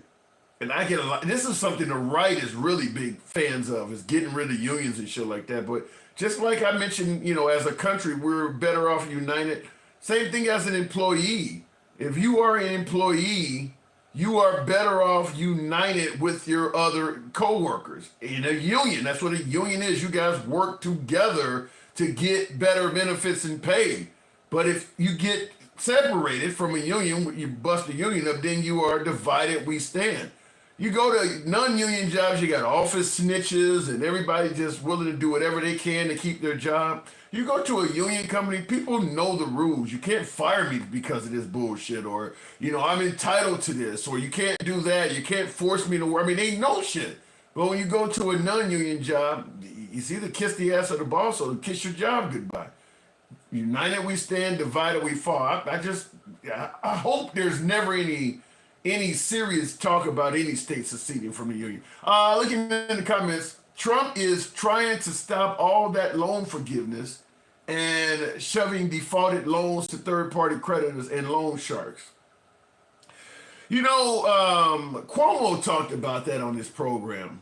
And he mentioned that, they are going to start going after people who are defaulted on loans and things like that. And he claimed this at the worst time, Chris Cuomo, because he says that, he's bringing up, fired a ton of federal employees. How many of them federal workers that lost their jobs probably have student loans? And now, not only did you fire them, but now you're going to go after them and I guess garnish whatever wages they have from the new, considerably less paying job that they got. I mean, when do we get to the part of we're not going to send money to the Ukraine, we're going to take care of our own people? When do we get to the part of taking care of our own people? Because I'm not seeing it. I'm just not seeing it. I'm not even hearing about it. I mean, I'm hearing we're getting rid of Head Start and free lunch programs and student loan pauses. We want to get rid of universal health care. When do we get to the part about taking care of our own people? Because we're not sending money overseas anymore. I'm just not hearing it. It just sounds like we don't want to give anybody any help, including Americans. Let me know when we get to that part, because I'm not seeing it. Real quick in the comments, Trump is trying to, I saw that part before I move on. Funny thing is, some Egyptians don't even think, I'm way behind in this shit. Real quick. Yeah, I'm really hoping California does not secede, though. But anyway, Will G says, it's hilarious when Trump says we don't need anything from Canada. MAGA shamelessly nods their head in agreement, knowing they got mad at the Keystone Pipeline situation for nothing. That was a huge issue during the Biden administration. He closed the pipeline. But you're right, they're now suggesting that we don't need anything from Canada. It kind of reminds me of the old Kevin Hart saying, you're going to learn today or whatever. We do need stuff from Canada. I mean, there's a reason why we have a big trade relationship with them. And that's what I mentioned earlier when I was telling MAGA Reacts that he insulted some of everybody. I mean, if he wanted to go after China, then go after China. But when you start telling our allies and shit, we don't need you either. I mean, it's just an unnecessary amount of insults, if you ask me. And Hubert Coverdale, thank you for the support there. people left the remote work thing. If the state is run so badly, how did we just go from fifth to fourth largest economy? Dumb idea. I heard the same thing she's saying, though. I actually heard the numbers suggest that California is the fourth largest economy in the world. I have heard that. I don't know how they went from fifth to fourth or whatever. I don't know what made that happen. Maybe some billionaires moved there. Maybe some corporations moved there. But I have heard that they are the fourth largest economy in the world. That is true. Woodgie says Texas has been wanting us to secede since the Civil War to this very day, and if Texas goes, so does the South. And I agree with that, which is why I was going to say Texas, but then I expanded and said the Confederate South, because I do agree that if Texas is able to secede from the Union, all of the states between Texas and Florida are going to go too. Maybe a slight amount of pushback from Georgia because there's a bunch of liberals that have moved there, but yeah, if Texas secedes, all of the states in between are going to do it as well. Going back to the box, Takesha Bowie, good evening. Maybe other countries fell off due to tariffs. I hope not. Well, we'll see. We'll see. Remember, MAGA React says you got to have faith, to quote George Michael. You got to have faith. Ain't no states going nowhere. We can stop the fantasy talk. And that's what I want to keep it at, Bruce. I want to keep it at fantasy talk. But if citizens are talking about it, it is worthy of a discussion. But I'm going to chalk it up where you're saying as fantasy talk. We'll give Takesha a moment. If it doesn't bring it, we'll move back on. Well, if you stop drilling in America, of course, we will have to depend on Canada. Well, assuming that you got to keep drilling. Takesha, good evening. Hey, Tim. How are you? Good to have you on. So we're talking about the possibility of empty store shelves, but MAGA Reacts is suggesting that very temporary at best, and at the end of the day, is what's best for this country. What say you? Repeat that, Tim, because you went out on my phone. Yeah. We're talking about the possibility of a lot of empty store shelves, a supply chain that's disrupted because of our tariffs with China. But MAGA Reacts came on the program, and other folks that support Trump are saying it's only temporary. What say you? First of all, I want to tell MAGA Reacts that one thing he's not going to do is lie. Because he said that the shelves started getting empty when Biden got in office. Now, Tim, wasn't that empty when Biden got in office? We went through that with Donald Trump when we had no toilet tissue and all that stuff right there. One thing I don't like is for them to lie. Just tell the truth and be done with it. But don't put what Trump did onto somebody else. Just like when Donald Trump got in office and told that lie that Obama left him with an empty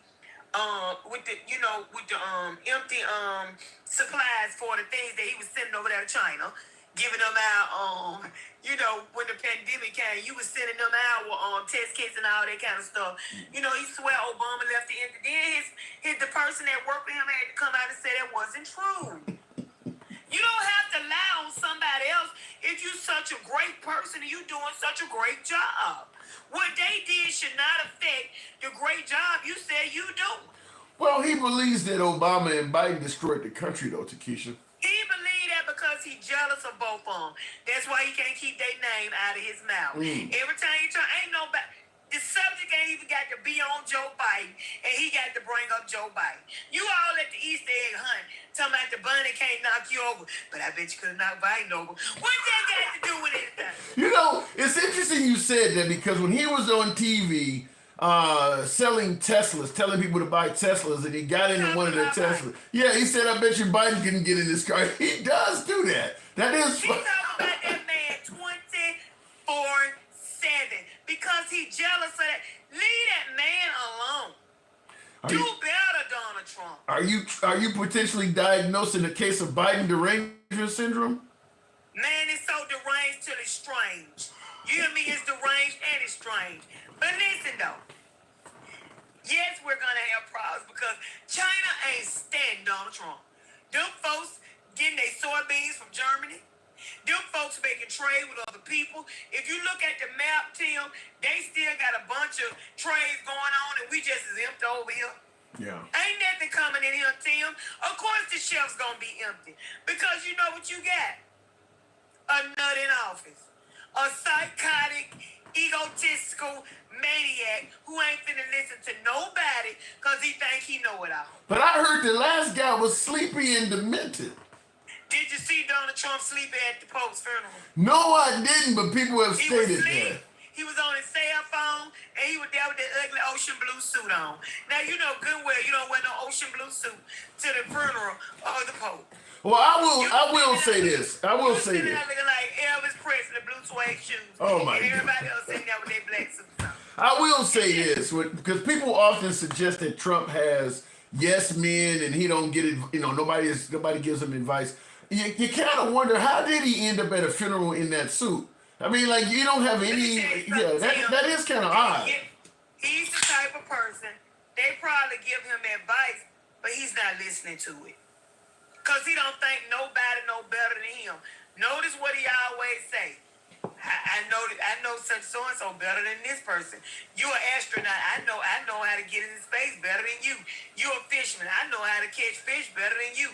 You're a cosmetologist. I know more about hair than you do. Stop it. He does say, I know more about this and that better than anybody. That is one of his famous lines. Yeah. And he don't know nothing. But check this out. What's funny is when they asked him, could he name the person? Because, you know, he said he'd been in talks with China. And they said, well, could you give us the name of the person you've been in direct contact with? Oh, I might tell it to you later, but for right now, I'm just going to keep that to myself. Because you ain't talked to nobody. Them folks, He said he's made. one word to you. Yeah, he said I think he said he's either made or he's negotiated like 200 deals, and people pointed out there's not even 200 countries. Every time he tell that lie, them folks come right out and say, we have not talked to Donald Trump. Them folks ain't lying. They ain't talked to that man. No. Put your foot in your behind and then trying to pull it out behind our backs. Yeah. No. But in regards to what you're saying, Ocean in the comments said somebody said the blue suit was acceptable. I don't know if it's true. So, I mean, at the end of the day, you attended. Tim. What's up? A blue suit at the Pope's funeral is acceptable. Even Melania had on all black. Everybody in all black. But a tan suit from Obama wouldn't. Miss me with that. Go on, baby. Y'all can make any excuse for Trump, y'all can. Any excuse for Donald Trump, y'all can. He can do no wrong in the eyes of MAGA. Everything he do is right. And when it ain't right, they ain't finna talk about it to him. You notice that? But think about what you're saying. You're saying that anything he does is right. And when it's not right, they're not going to talk about it. So what you're making it sound like is even if Trump was obviously doing something wrong, even hurting MAGA, they wouldn't come forward and say nothing about it? Tim. I'm listening. I'm so sick of your big bitch quick head. You know good well they ain't finna say nothing about it, Tim. I gotta ask. Half of them lost everything they had in the stock market. But get what they gonna say. Well, it's gonna come back in 2-3 years. Well, you may be dead in 2 or 3 years, so you still ain't gonna get that money. Well, those prices in the grocery store, I can only buy 12 eggs when I used to buy 18. But thank God I can still buy 12 because of Trump. Because it could be where I couldn't buy but 6. But Trump's doing the best he can. Yeah, they gonna make an excuse every time. So he can't do no wrong then. Nothing basically. wrong. No wrong at all, Tim. Like Sarah Huckabee Sanders. You can't get a dime for your state, but you got on the stage and tried to talk about Kamala because she wasn't a biological mother. Now you sitting up there with your eyes wider than the Red Sea, begging for money. He telling you, find some in your state, get off my phone. Yeah, that's what you get for lipping and lapping up behind Donald Trump. Wow. Yeah, and Kamala Harris, I mean, it's just, I think the Democrats are more charitable. The right is more self-reliant. So if you're struggling... But see, Tim, this is my thing right here. How you self-reliant when every red state is poured in a hooker that stood on the wrong side of the street when traffic was coming the other way and the blue state's taking care of you? We got some... How y'all so uppity? How y'all got y'all head in the air and y'all like a third world country in these Republican states? Come on, Tim. I live in Alabama. We at the bottom of the pole in everything. But our governor still running around here with them knit suits on that she done got out her shipper robe. Told me they ain't nothing to a high stepper. And she ain't stepping high at all, Tim. They need to quit playing in these states. Poorer than a hooker that stood on the wrong side of the street. Damn. Poorer than a hooker that stood on the wrong side of the road with traffic was coming the other way. She ain't made a dime because ain't no traffic coming her way. Oh, She my was on the wrong God. side of the road. Well, you're right. Alabama is definitely. You hear about liberal cities being, crime ridden, but you're right. Conservative areas are very poor, and they don't talk about that. So, Tim, they poor. But you want to talk, but you want to have your head in the air and look down on other folks, and you around here keep voting red. Oh, we just love them, and then your state just as poor. You can't even buy a stuck-on Band-Aid. You got to make your own Band-Aid out of Scotch tape and a tissue. It just get ridiculous out here in these streets, Tim. but you guys are strong conservatives there, though. It doesn't matter. Don't say you guys. Just say the Tim. And we at the bottom in everything. Everything. We the one who elected a football coach to go represent us.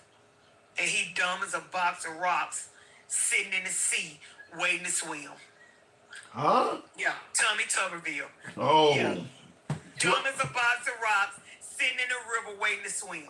They ain't finna move and he ain't either. His brain is seared like a hot iron with a toaster oven. The man is dumb, Tim.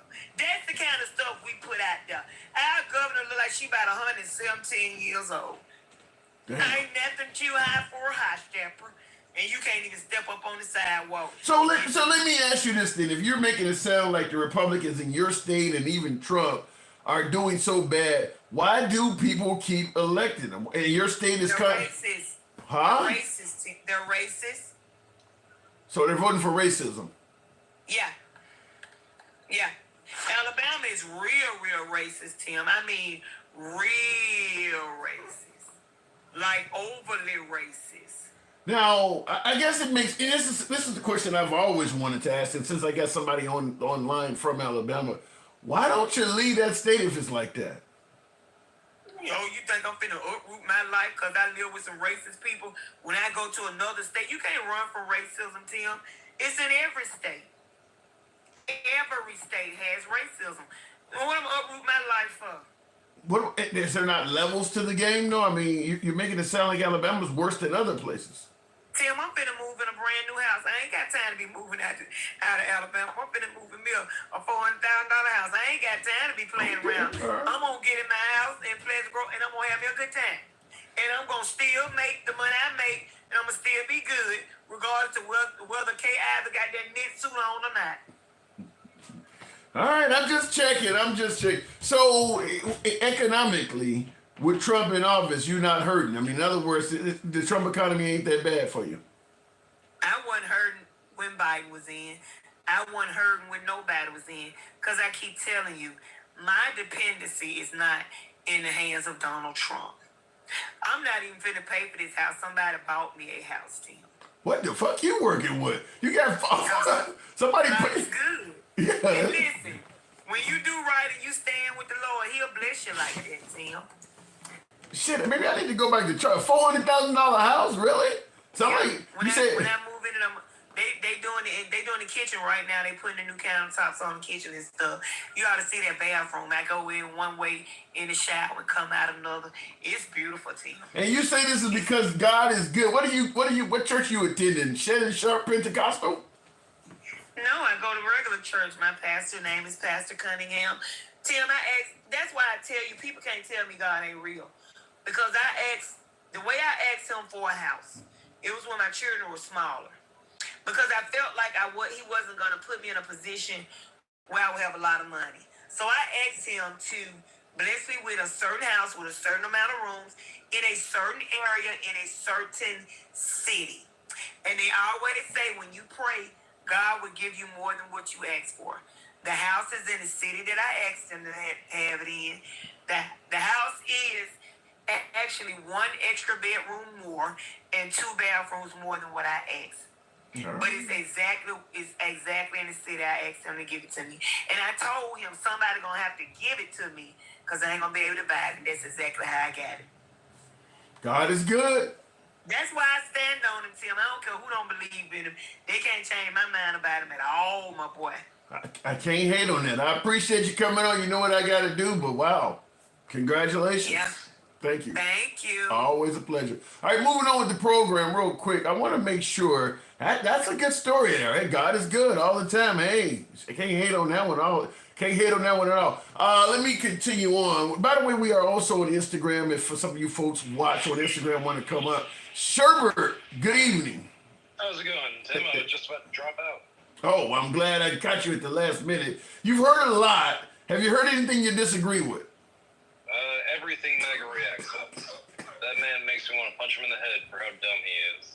Well, he tends to think it. Thank you for the hat and mustache there, Debo. I think that, but maybe he tends to think that with just a little bit of pain, the Trump tariffs will work out for this country. He acts as if suffering isn't really a thing. And he was saying his business is not, doing as great as it could be because of all this stuff.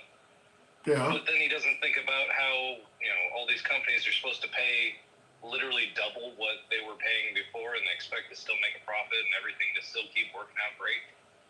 Well, you're short-sighted on his thinking that it pisses me off so badly. Yeah, but you heard what he said. He believes that America has a certain amount of stock that we can, battle with China and live off of what we have in reserve.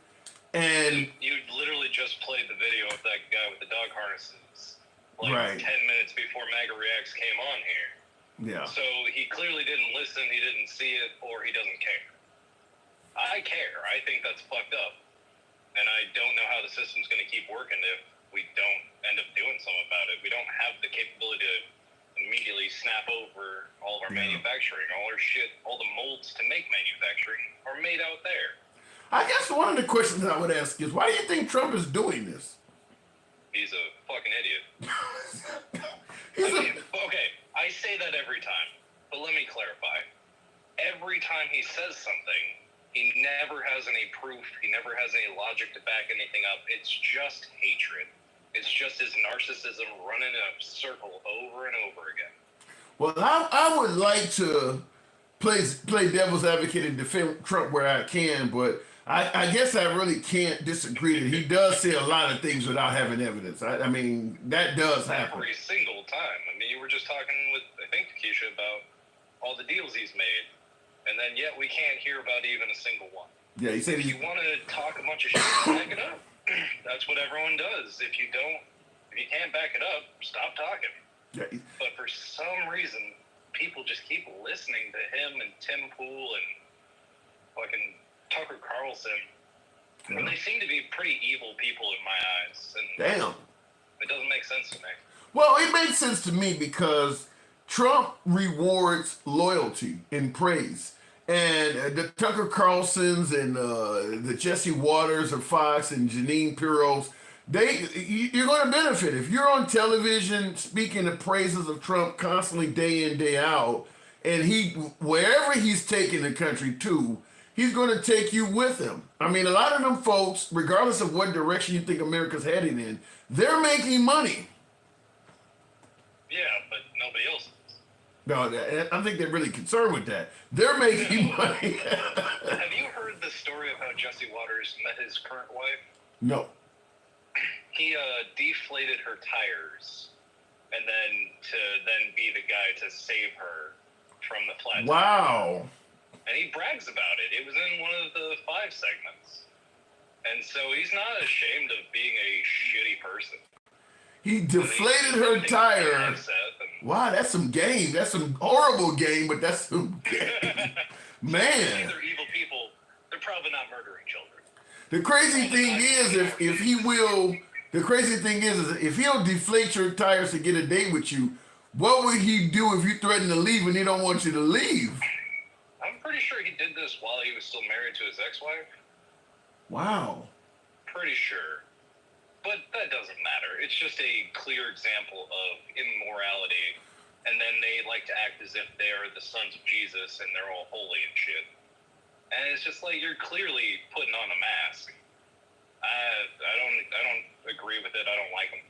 So there's a lot of love and adoration for Trump, though, in many MAGA that you're speaking of, a lot of love and adoration. But it's like what I asked to Keisha, my last caller, if Trump is as bad as you guys portray, Why is it that there are some folks that really see him as the best?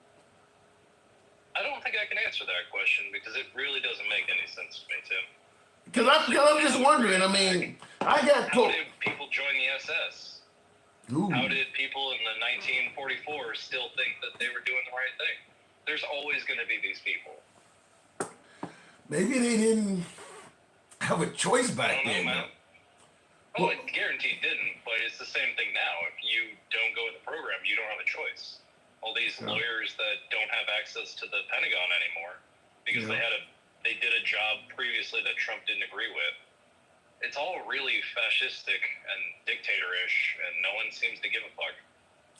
Yeah, well, I mean, some folks believe that the guy is just here to make America great. He's not trying to, be a dictator or do any of this, and it's just liberal fear mongering. Well, it sure feels like they're trying to go back to Jim Crow laws and just what we say is right. I mean, even as a white man myself, I don't think I would be saved because I have a different ideological perspective than they agree with. Usually they're talking about the evil liberals, and it's like, yeah, I want everyone to have the same thing and same opportunities, and they seem to be, no, my privilege only and F everyone else. So, at least that's what it feels like. So you see it as possibly going back to something resembling the Jim Crow era. Damn. And you think it sure feels like that. And you think the average MAGA would be down with oppressing people like that? Is that even a question, Tim? Yeah. I think the average MAGA would do a lot of terrible, terrible things and pretend to be holy about it. That's scary. That is. I mean, look at all the lynchings and everything else that happened 50 years ago. I mean, there was a lynching during COVID of that guy that they filmed it and they chased him down with a truck. People are not good. There's not all good people here.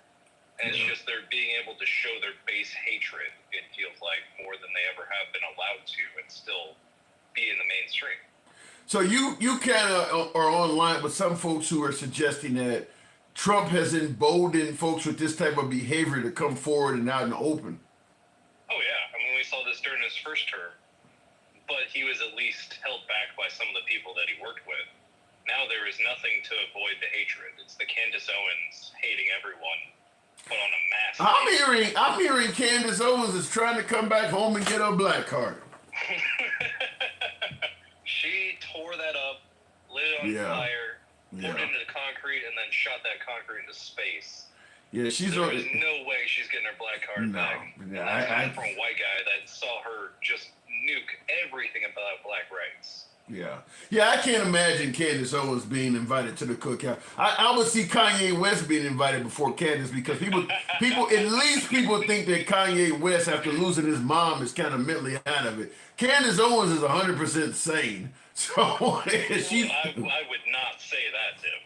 No. I would never say Candace Owens is sane. I think I think she puts up a really good face, but she sure feels bipolar and manic a lot of the time. I think that Candace Owens. If you told me she thought the Earth was flat, I would think that came out of her mouth. I actually think Candace Owens is quite intelligent. In my opinion, Candace Owens is like the Hodge twins or Officer Tatum or some of these other folks. Fact is, if you are an African American in particular, and you speak favorably of the right, there's a lot of money that can be made. I cannot tell you how many people have wrote me, have contacted me, or told me, all you gotta do is come on this site, you'll make so much more money, you'll get 1 million viewers.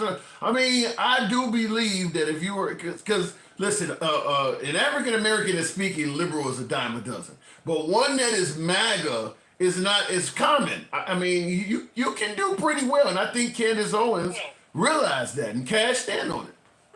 The Hodge twins are interesting. They're doing it with a lot of comedy. They're just saying, hey, we're two muscle twins, and this is how we see shit. Yeah, but they lean right. I mean, to take people over. Candace, so there's got to be a different word than intelligent, because, yeah, she might be book smart, but she sure seems to be evil with how, in the same way that I think MAGA reacts as evil, in the way that they don't actually care.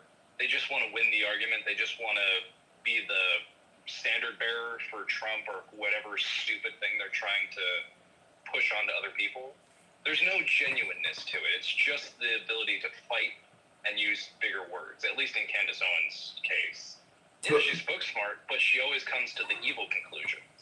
Well, and that's the thing. But in the comments, David Jenkins says Candace Owens is in the club. Her husband is friends with Andrew Tate. Wow. How you know? Yeah. I didn't know that. I did not know that. But I'm pretty sure Candace owned Rumble as well until she sold it off. I mean, the thing about it with Candace Owens is, you know, I always say if you put 10,000, let's say, African Americans in an auditorium, town hall style, and had them collectively come up with 10 of the biggest issues concerning America that they would like to have addressed, Candace Owens will be on the other side of all of those issues. I mean, and just whether it's racism or student loan debt, or I mean, she gonna be on the other side of every one of those issues. Police brutality, every issue they bring up, she gonna be on the other side of it. It seems like she's a contrarian, but yeah, whatever. Let's get back to the topics, Tim. We've talked about a silly personality too long. No, she's a conservative. But no, the other topic I wanted to bring up was I didn't want to go into the immigration video, but I did want to talk about the fact that they're saying that Trump's approval rating is the lowest in 80 years, yet 39% of them approve. And I think that, to me, it sounds a lot like MAGA, but they're saying that his approval rating is the lowest in 80 years. Where do you think that, do you see him doing that bad for something like that to come up? 80 years? Oh yeah, we've done a self-inflicted gunshot wound to the chest here with these tariffs. Of course, that's going to make people angrier than ever. He was already a pretty I'm losing the right words here, but he was already a rocky person with approval. Turbulent. You're looking for the word turbulent. Yeah, turbulent. But I will. I mean, amongst Republicans, Trump is probably the most popular president ever, even more so than Ronald Reagan. Yeah, but these are also the people that'll cut off their nose to spite their face, like Candace Owens.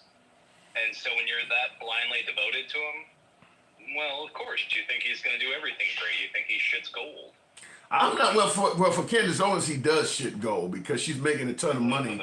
Because I was going to say I don't necessarily believe that Candace Owens really genuinely believes what she says. I think she's doing it for money.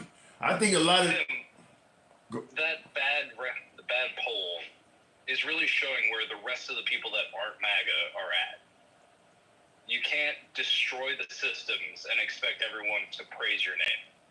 You can't go through with the chainsaw instead of a scalpel. You can't expect everyone to praise your name when you're literally cutting people off of their food supplies, of their, gas credits, of anything that he just decided, no, you don't need that because I'm a billionaire and I can afford it. Yeah. It's like saying, oh, I fly private, and so I really don't care about TSA. I really don't care about making sure people don't get stabbed in the airport because I fly private and there's nothing over near those sides of the airport. Yeah, but there may be more validity to that. You realize that's kind of how wealthy people live. I don't have to deal with it, so I don't care. That's kind of, you're really describing it. Yeah, but that's who he is. That's literally who he's always been. Being the rich boy in New York and being the man with his name on all the buildings. But do you see but Biden was no poor guy. Do you see Biden as being actually caring about the people? Yeah, a lot more.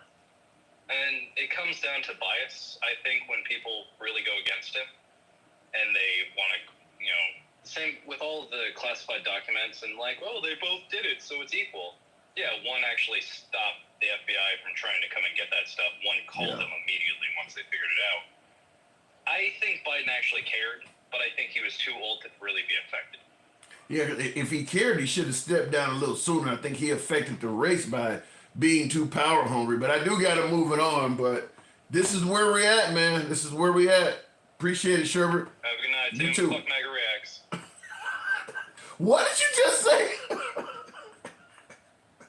He said, have a good night, fuck MAGA reacts. That is mean. Debo, appreciate that. Thank you. Thanks for the support, Debo, with the gold medal. Biden was poor in relation to Trump. Trump's dad gave him millions. Well, we talk about DEI. Trump got a lot of money that he didn't earn. I'll agree with that part. MAGA's godlike praising of Trump to me is the same as the left's blind eye to Biden, being a puppet. No one wants accountability. I'll push back, Fresh Guy. Thank you for the support, Fresh Guy, in your comment. I'll push back by saying this. You're saying that MAGA's godlike praising of Trump to you is the same as the left's blind eye to Biden being a puppet. I'll tell you right off the bat, the left was not blind to Biden. I mean, the reason Biden stepped down is because he was getting so much pushback from the likes of George Clooney and liberal donors. How many folks interrupted his rallies yelling out, genocide, Joe must go? I mean, the left wasn't blindly following Biden. There's a lot of African Americans that did not like the vote for me or you ain't black stuff. I definitely do not think that the left was blindly following behind Biden. The left had more blind hatred for Trump and would have taken a dog over Trump, but they didn't. There was no major love from the left of Biden like that. I mean, I'm giving you a lot of criticism here and there, but you've seen Biden rallies where Trump would brag that nobody shows up to Biden rallies. They weren't. I don't think they were blind for Biden. I don't think the evidence shows that. I think that they just really wanted to see Trump go. That's what I think.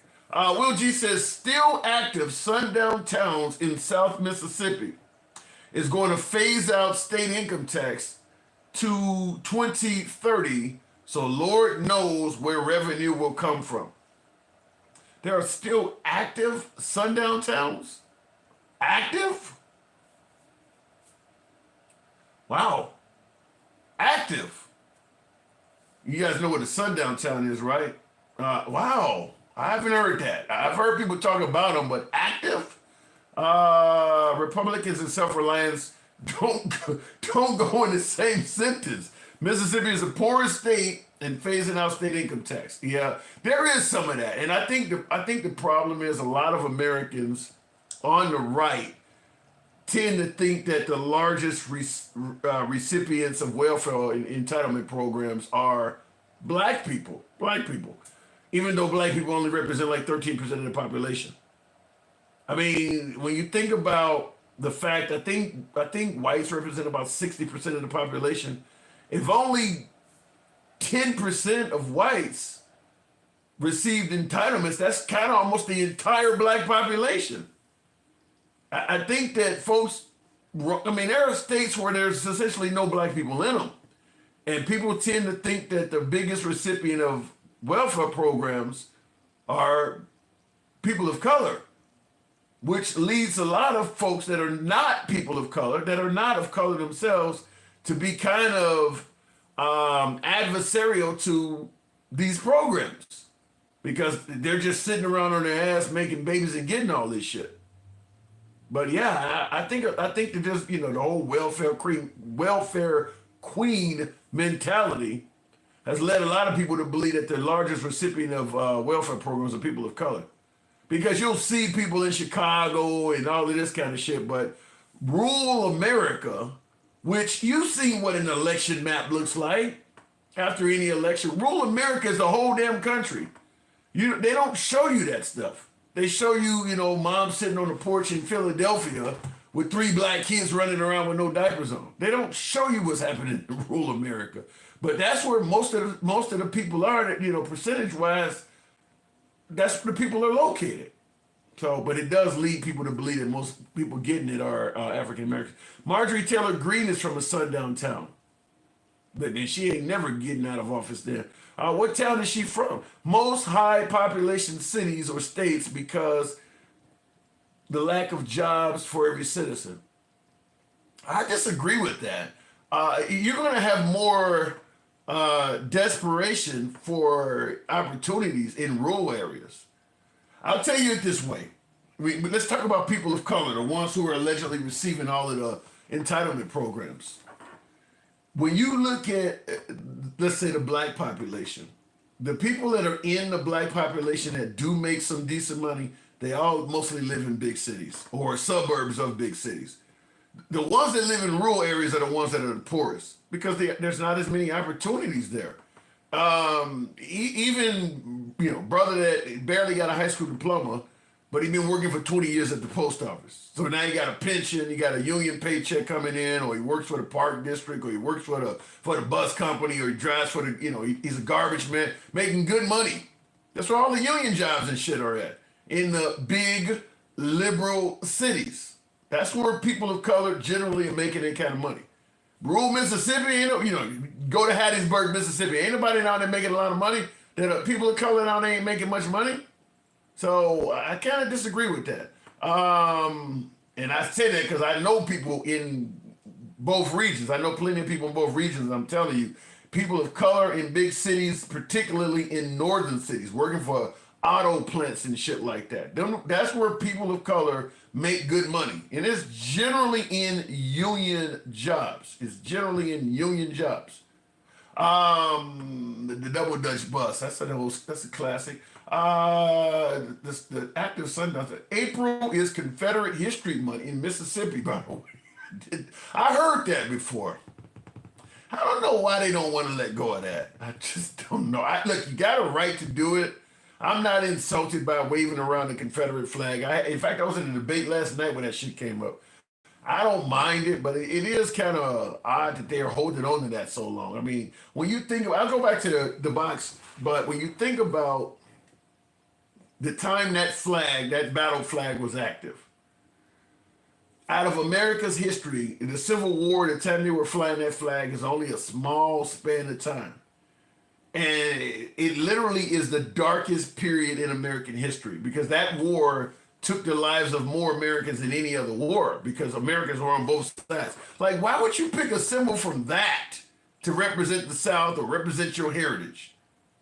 I mean, considering what you were fighting for, whether it's secession, whether it's slavery, whatever you're fighting for, like, why would you pick that during that period of time as a symbol of the South? And all the other things that have come out of the South that are positive and it could be considered unifying. You pick this, the time when you were at war against the North. I'm gonna fly this as my heritage. I'm not insulted by it. Go ahead and fly it if you will, but it just, I don't understand it. Real quick in the comments here. That April being Confederate History Month is crazy. Fresh guy. MAGAs. I think I saw that guy like President Trump. Yeah, like I said, I don't think the left is puppets to Biden. Maybe more so to Obama, but not Biden. Major Boo. Hey Tim, your last caller is cool as hell, and he is right now. I would vote for him to be our next president. He talking about Sherbert on Instagram, and also everything about the conversation is right on point. By the way, fuck MAGA reacts. No homo. Just be nice to MAGA reacts. MAGA are friends of the program as well. Let me go back to the box. Fuck MAGA reacts. Mike, good evening. Welcome to the program, Mike. They're still sore about losing that war, and they've been trying to get their self back to the way it was. That's kind of, the phrase, the South will rise again. Good evening, Mike. What's going on, brother? How you doing? None. I'm hearing the shelves may be empty, but as MAGA React says, it's temporary suffering that we can easily make it through. These motherfuckers. So before I launch in, tap the screen, share the live. Thank you. 146 people in here. Thank you. Let's get Tim up to about 75 wow. If we can do that real quick, I'm sure we can get there. Appreciate it. Yeah, MAGA Reacts is, yeah, for sure. MAGA Reacts is full of shit like he always is. Did you remember ever hearing it's going to take some time before the election? Did you ever hear that phrase coming from MAGA? I heard day one. Dude, I heard day one, easy. This stuff's going to be easy. Yeah. Ending the war was going to be easy. All this stuff's going to be easy.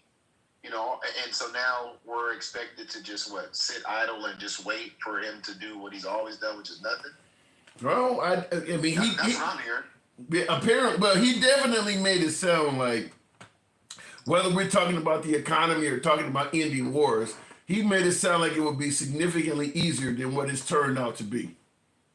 Yeah, and then he says he would just exaggerate, right? That's what he said the other day, right? He said he was just exaggerating. He lied.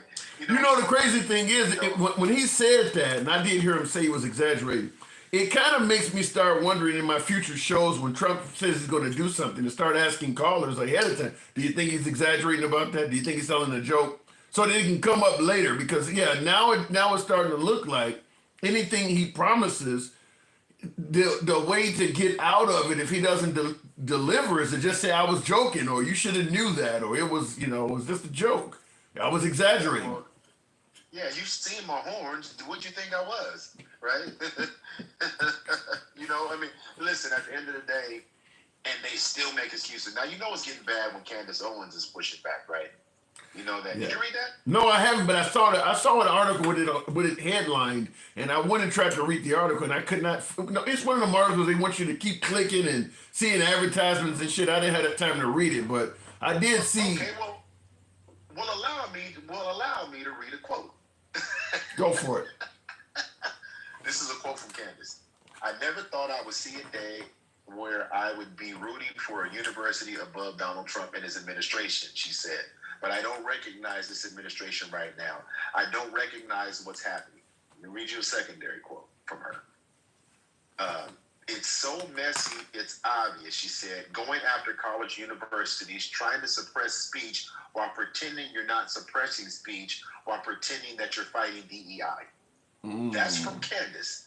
Now, the problem and then she said, quote, if you think it's going to stop with college campuses, you're out of your mind, she said. So you better buck up and root for Harvard University in this fight. Now, I don't disagree with anything she said. The crazy part is her ass should have known that anyway. So she can kick an empty can right into her own face as far as I'm concerned. Damn. Because she should have known that. It's not. What did she say that we haven't been talking about? See, here's my problem with all this. You've been supporting somebody so closely, you should know that what you said has been on the table from the very beginning. I'll tell you, I'll say, and I know some of my beloved MAGA viewers are not going to like this, but the DEI stuff has never been authentic. I mean, Trump is fired, or Elon is fired, or his members of his administration has fired a lot of folks for DEI.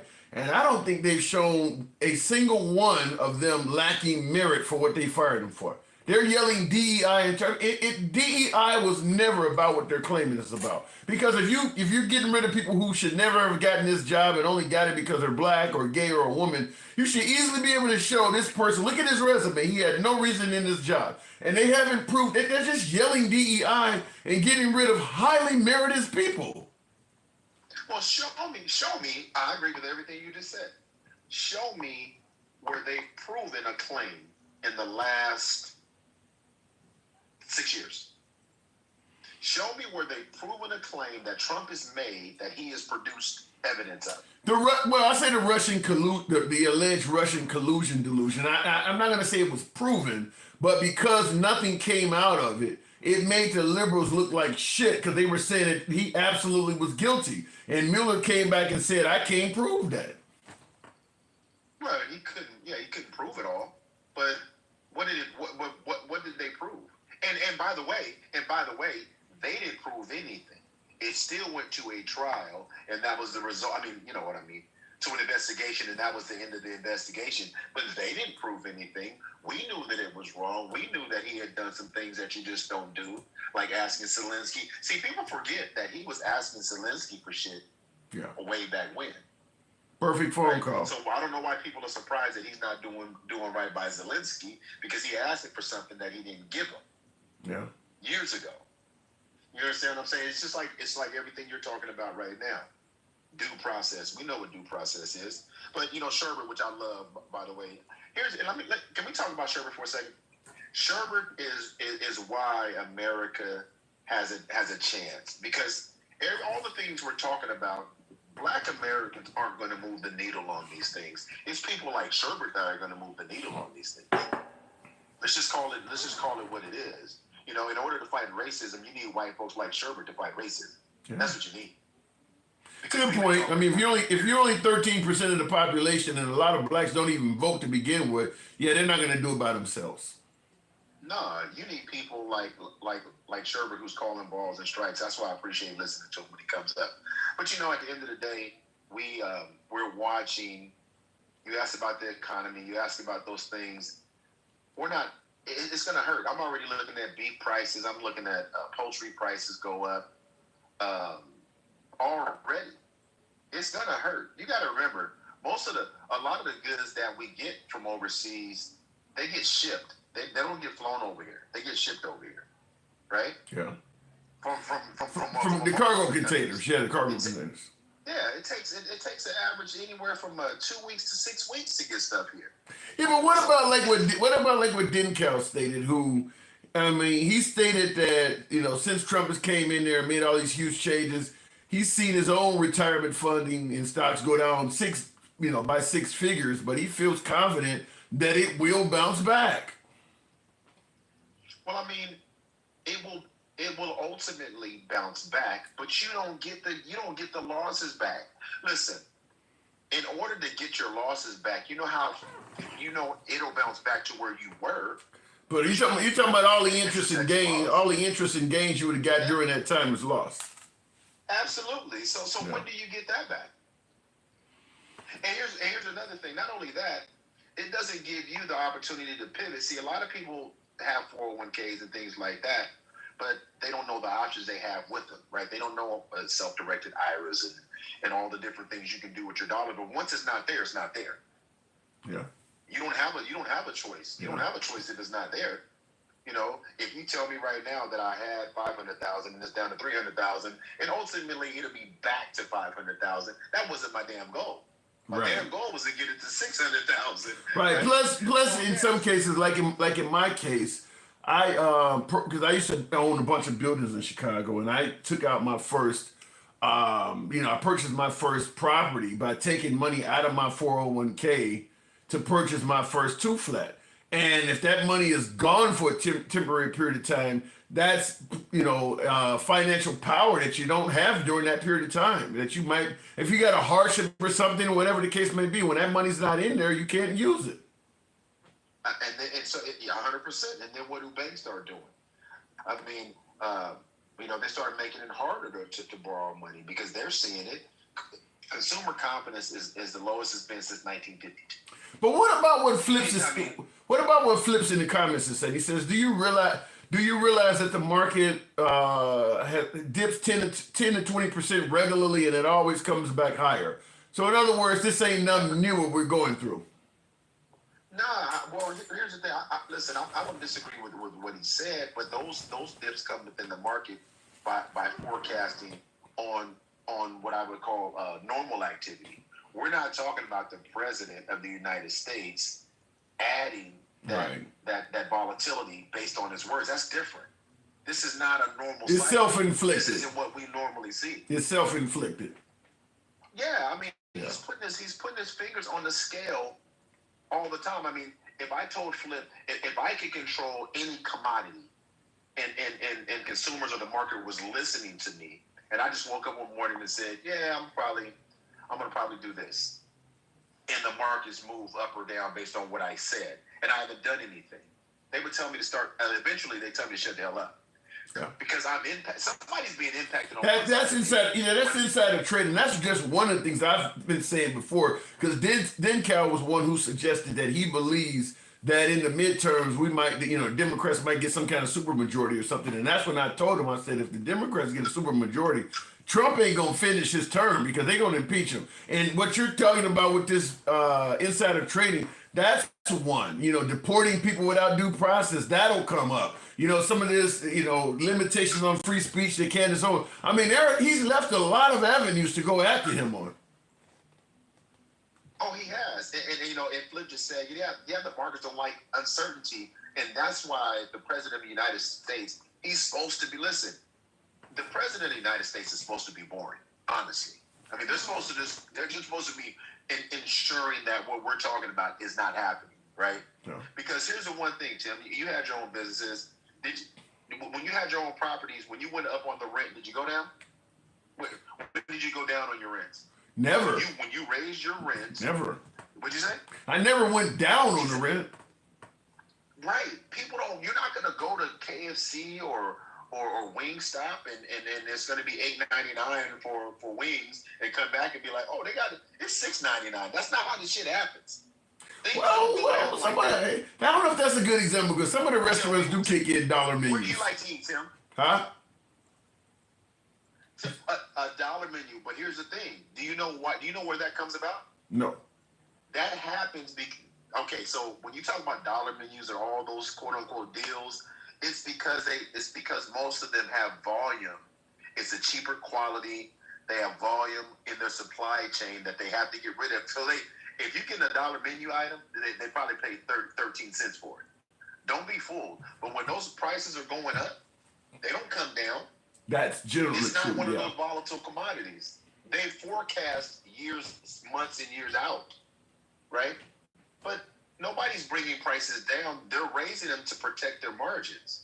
That's what happened. That's what I was trying to put on MAGA reaction. He didn't agree with me, but I stated that, even if what Trump is talking about is temporary suffering and the market will bounce back, I'm like, once businesses get Americans accustomed to paying a little bit more for goods and services, even when the market bounces back, it's going to be hell trying to get them to take those charges down because they don't got you used to paying an extra dollar or two. They're going to be sitting around thinking like, well, shit, we can make that now as profit. They used to paying it. It's going to be hell getting those prices to come back down. Damn right. And it's not a state of emergency, so they can't declare any state of emergency around the pricing. So a lot of the price gouging regulations that are in place that they're trying to get rid of, by the way, those aren't even applicable. Yeah. Well, those aren't even, because here's the thing, Tim. I remember sitting in boardrooms during earnings calls, right, and listening to our leadership talk about earnings calls. But before the call, I remember the shareholders, some of the big shareholders, they don't give a shit about the people in the office. No. They're like, I don't give a damn what's going on. Not only do they not give a shit about the people at that level, what I don't like, and I've talked to MAGA about this on the program many times, is that I don't like that we're blaming the immigrants or we're blaming China for all of the problems we got in this country. The reason we have those problems, whether it's the manufacturing going to China or it's the immigrants coming in this country, it's because of the people you're talking about. It's Americans trying to find ways to make more money. It's greed. We don't want to pay American salaries, so we're going to see if we can hire illegals to come in who can pay them a lot less. We don't want to pay American salaries, so we'll manufacture over to other countries where they work for $1 per month. I mean, all of our problems are created by Americans, yet we're blaming the other folks when all they did was took the damn offer you gave them. China didn't force us to bring manufacturing. The immigrants aren't forcing us to hire them. We want those people. Exactly. And if you look at the forecast, what did they say? We need 1.6 million migrants a year to help sustain our U.S. workforce. Yeah. Right? That's been out there for decades, right? So you're 100% right. And that's why I laugh about, well, tariffs going to bring jobs back. You guys, listen, 90% of the people that say that are middle to lower class. And that's not even a knock on them at all, because they don't understand who's controlling the purse strings. Talk to the leaders at Walmart. Talk to the leaders at Sam's. Just talk to the people talk to the people who normally talk finance outside of Fox Business, because Kevin O'Leary, he's one of those who's going to keep saying whatever Trump does is going to be great. But if you go outside of Fox Business and you talk to anybody else in the financial sector, they're all saying the same thing. Even people bringing up Ferris Bueller Day Off. But if you talk to folks outside that eat, sleeps, and breathes finances, most of them are saying that what Trump is doing is not going to fare well for this country. Hell no. And you know what? And listen, MAGA don't have to listen to us. Find a podcast where you can find, or go online where one of these CEOs from one of these top companies ask them what they're thinking. You think Jeff Bezos is going to lose money? You think the Walton family is going to lose money? Tim, let's just be honest. They don't need any more money. Right. They're emboldened to their shareholders. They could easily say, if they wanted to, and their shareholders, yeah, let's not worry about our 6 to 7% margins that we were expecting this year. Because you think they're going to do that? No. Between capitalism and racism, between capitalism in this country and racism in this country, those are the roots of the evil that we deal with daily. Because everything, and again, on that hot mic or that hot video when Trump's talking to his his billionaire friends talking about how much money they made. Yeah. Right? How much money they made. That wasn't really even a hot mic. I mean, he was proud of that shit. Yeah, proud of that. They smiling and laughing. They smiling. You made what, 900 million? Oh, not bad. You know, I mean, and there's people, they have no compassion. They don't have it. It's just not there, Tim. No. We can try to make it more than what it is. They don't give a damn about all of that. And to top it off, you want to try to fight me for trying to correct your wrong when I talk about Garcia. When I talk about people being deported that are supposed to be deported. Just like the two that were deported that had I told you that did you look that up? Those two? No, I didn't get a chance to. They were part of that class action lawsuit. I didn't get a chance to. They're part of a class action lawsuit and they won. So they weren't anywhere on anyone's radar, but they got shipped out of here anyway. This is not. What were they? Again. Were they Americans or what were they? They were. I believe they were U.S. citizens that had won their class action lawsuit or became U.S. citizens and won their class action lawsuit. That's what catapulted them into getting their citizenship. But they don't care, Tim. They don't give a damn. Well, the thing about it is, even if you make a few mistakes, at the end of the day, you're getting rid of thousands of people that shouldn't be here. Now, so, but I look at commodity. Say again. I said at the end of the day, even if you wrongfully deport a few people, they're going to say you got rid of thousands of people that shouldn't be here. I must got it. That from the very beginning, and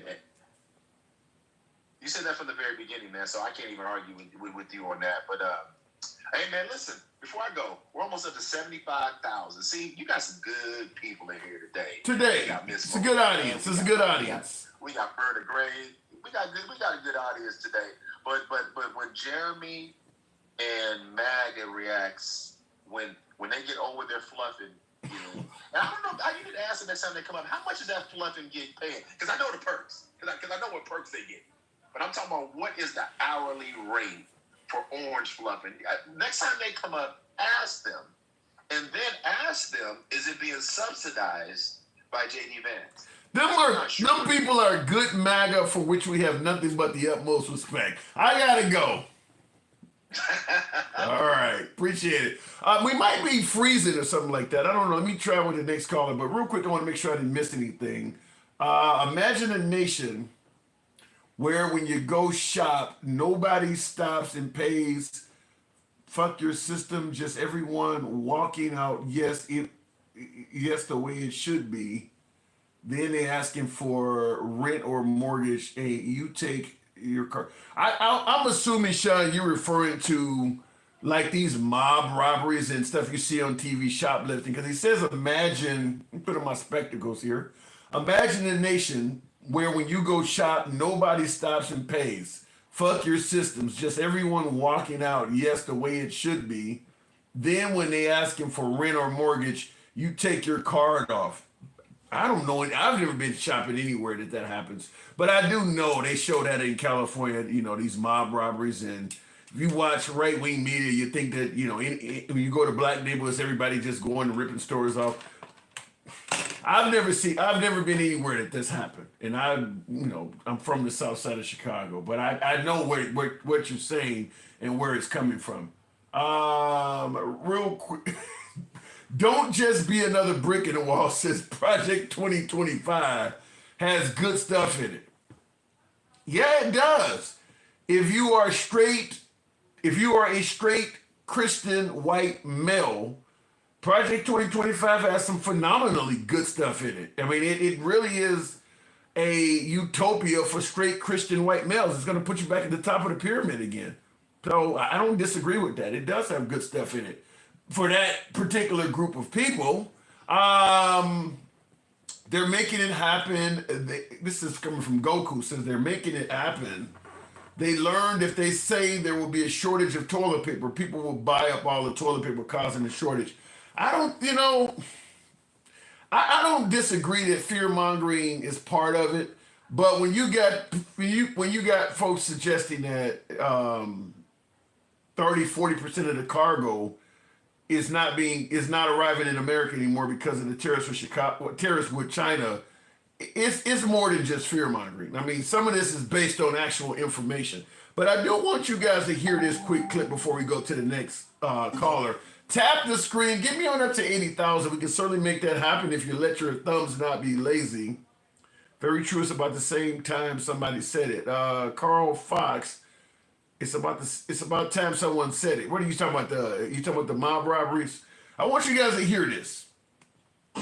We are going to have a fair deal with China. It's going to be fair. Are you talking to them actively now? Actively. Everything's active. Everybody wants to be a part of what we're doing. Now we're going to be making money with everyone, and everyone's going to be happy. But we're no longer going to be the country that's ripped off by every country in the world. He's talking the talk. Can he walk the walk? Now, we're fortunate tonight. A cornerstone of balance for me here at News Nation is having Bill O'Reilly on the show, but especially tonight, because I do trust his insight into Trump's motivations. And this was not what I wanted to play, but this is from a couple days ago, but I want you to hear something else that I think is more interesting. By the way, you heard Trump bragging that everybody wants in on what we're doing and all of that. As many of my callers have already pointed out, he ain't showing proof of any of that stuff. He's saying that he's making deals with a bunch of countries and all of this. This is what Ivy League. But he's not showing any evidence that this stuff is actually happening. Now, he might be making deals with all these countries, but considering how much stuff came out of the whole Elon Musk with Doge and all of that stuff that turned out not to be true, it's worthy. I mean, I think it's worth questioning him on it. But I want you to hear this. Dinner with him at his golf course about this offer that he made that the top holders of his crypto coin will get to come and have dinner with him at his golf course in DC. Why would he do something that reeks of a grift and an abuse of office to high heaven that would make every Republican crazy if a Democrat did it? Because he doesn't care. He doesn't care about this kind of stuff. I don't know what he's doing or having dinner with Bitcoin people. I don't even know what Bitcoin is. But I do know that Donald Trump does what he wants to do. And if he feels that this is going to advance his family, because remember, Trump doesn't run his operations anymore. His two sons do. And if he thinks that this is going to help his two sons, then he'll do it. And he doesn't care whether you like it or I like it or anybody else likes it. Simple as that. It's not like it. It's not like it. It's that it is a fundamental conflict of interest and abuse of your office. It wasn't wrong that people asked if Hunter Biden was trading on Daddy's name. No, having dinner with somebody who has bought up a certain amount of something you profit from. As president of the United States, you've never heard of that being done ever before. The fact. And that's what I wanted to point out. Now, I see somebody in the comments is saying, Chris Cuomo, and they don't like him from CNN or whatever. But Bill O'Reilly is a long-time friend of President Trump. But real quick, before we continue, and the reason why I brought that up because that amounts to basically Trump is selling assets to him. Now, if you purchase a certain amount of his Bitcoin, you can go get to have dinner with him. Either at the White House or Mar-a-Lago, I don't know where it's at, but I understand anybody that's purchasing that amount of Bitcoin with Trump to sit down and have dinner with him, they're not just sitting down and have dinner with him. This is when you sit down with him and try to get some insider information, try to promote some policies. Maybe your business is being affected by his tariffs and you're trying to sway. This is when you're trying to sway some influence. Which is wrong because this is literally allowing wealthy people to buy assets to the president. And they're purchasing something that he directly benefits from. So he is essentially selling assets to himself. Now, the reason why I brought this up is because one of my viewers earlier in the program talked about the possibility of the Democrats winning some kind of super majority in the midterms. I don't know if that's going to happen. But I do know if it does, you're going to hear about impeachment talk for stuff like this. As Cuomo rightfully pointed out, a Democrat doing this would drive the Republicans apeshit. And guess who would be one of the main people complaining about it? Trump. Trump would be complaining about a Democrat doing this. I mean, he's literally selling assets to himself. I tend to think that that's probably a crime.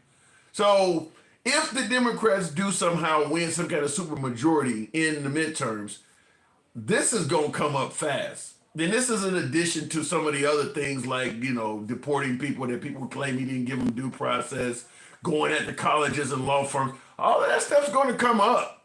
I know folks believe it's a witch hunt. We can talk about that, but shit, there's probably 2 or 3 different things at this point that are at least debatable ways of trying to impeach Trump. I mean, because he is pushing the envelope so hard.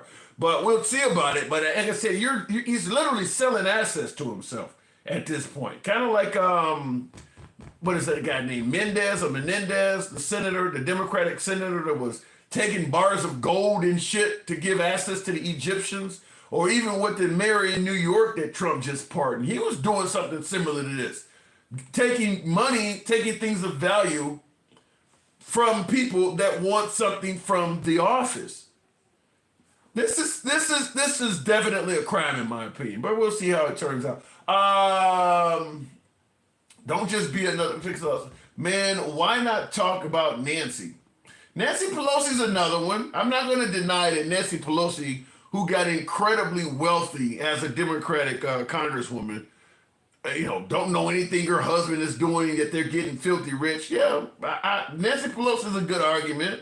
I'm not going to argue with that, but right now Trump's president, and there was a time when we discussed Nancy Pelosi as well. So it has come up, but bringing up other liberals, deflecting to other people that may have done the same thing that Trump is being criticized of, even if it's true, does not defend Trump. If you got to deflect as opposed to saying, no, he didn't do that, you're not defending them. You're just simply saying, well, they're crooked too. You're not defending. Deflecting is not a defense. It's exactly what it's called. It's a deflection. So you're kind of admitting, yeah, he did it, but they did it too. Extortioner in chief says, Will, damn. But yeah, that's not defending them by bringing up other people. Let me make sure I didn't miss anything here. You do know that Trump put $100,000 Bitcoins into the Federal Reserve and you can buy it. This isn't about Trump's Bitcoin, brother. If he is telling you to purchase his, and by the way, this isn't Bitcoin. This is his crypto that you got to buy. So that's the difference. You're talking about he put 100,000 Bitcoins into the Federal Reserve. This is his crypto.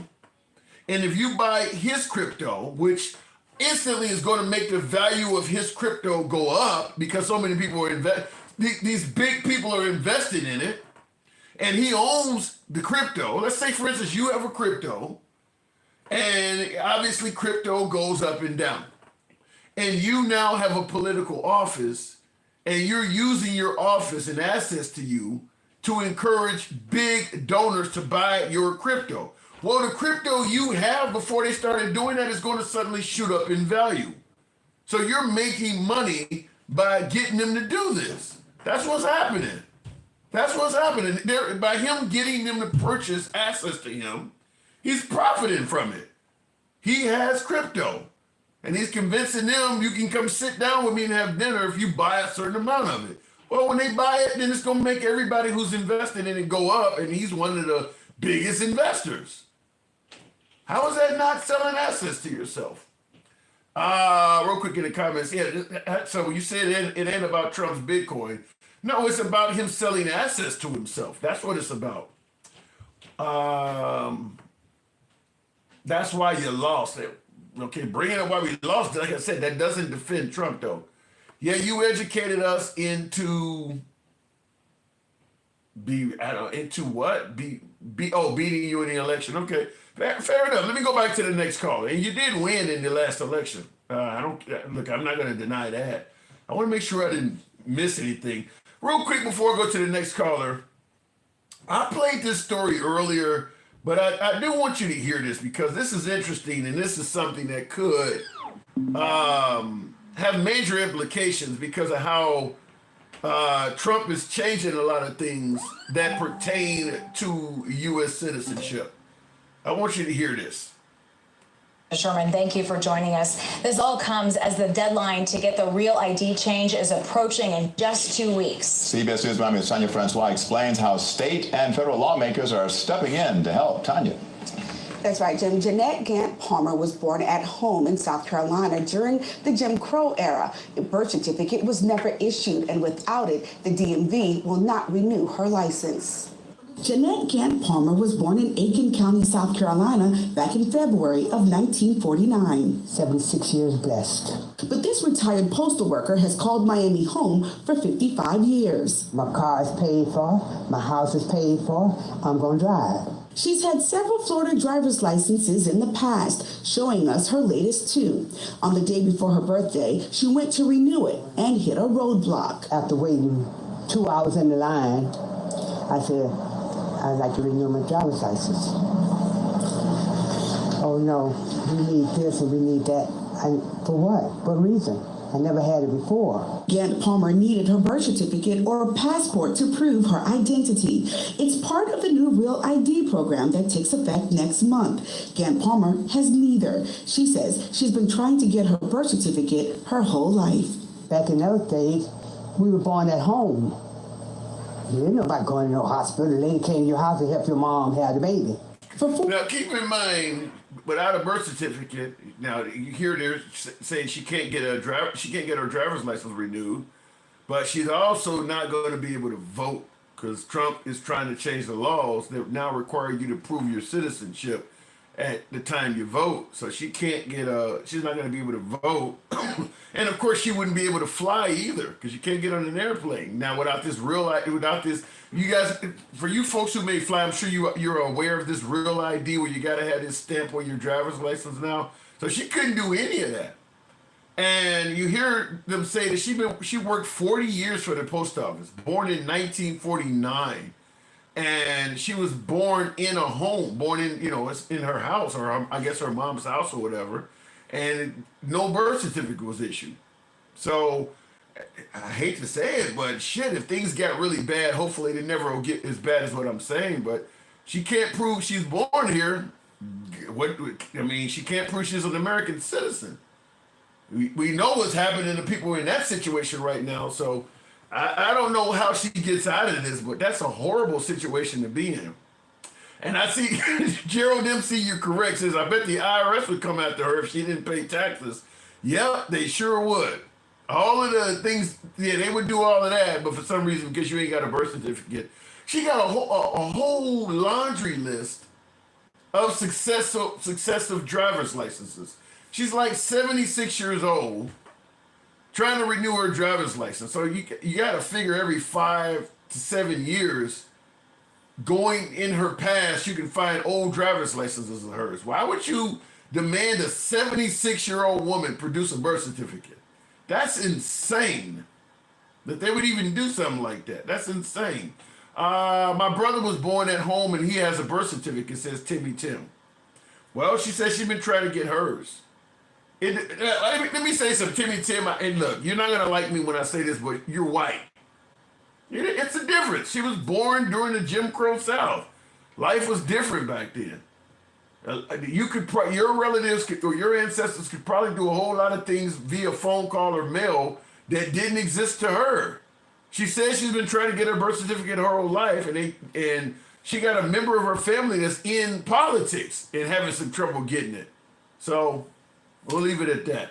And the post office hired her. Yeah, to me, it shouldn't be no problem for some judge to just rubber stamp her a birth certificate. But apparently, during this era, who knows what may come up. My dad can't get one because he had his name changed in the 1970s, and they lost the records. Wow.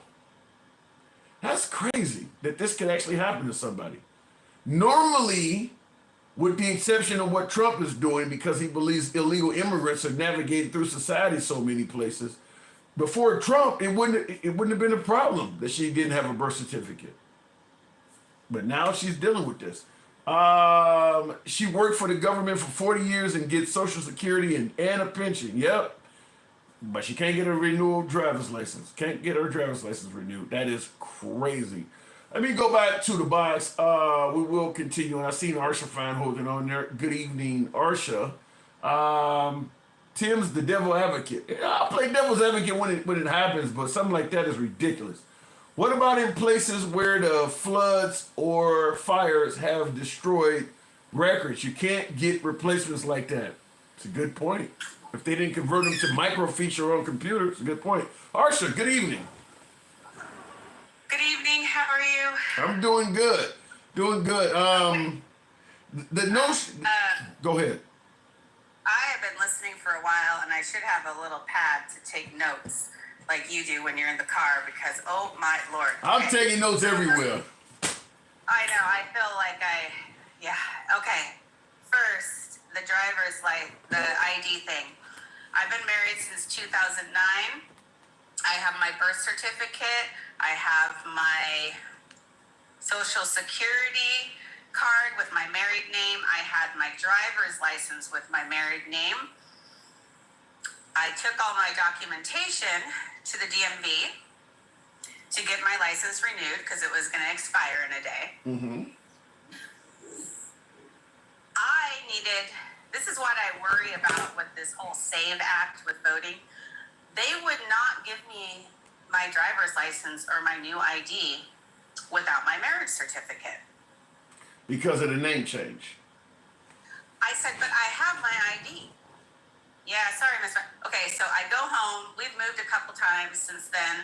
Go home where all my usual documentation, my birth certificate, the kids' birth certificates, the kids' social security, our home title, our car, titles, all this. Can't find our marriage certificate. No idea where it was. Okay. So it took 6 weeks for my marriage certificate, going back to the state where we were married, putting in all the documentation. And my husband's like, I don't understand why it's so hard for you to get your license. I was like, well, duh, because you didn't change your name. So when they suggested women are going to have a hard time because married women are going to have a hard time, you are living proof that there is some validity to that. Yeah, and it was like I had to beg that. So the thing was, and you're in Hawaii, so you're in a liberal state. Oh, that would be the same thing in Oregon. It's the same thing in Wisconsin. My stepmom is going through the same thing. She'd been married to my dad since 1999. She cannot find her marriage certificate. Wow. They will not give her an ID. So she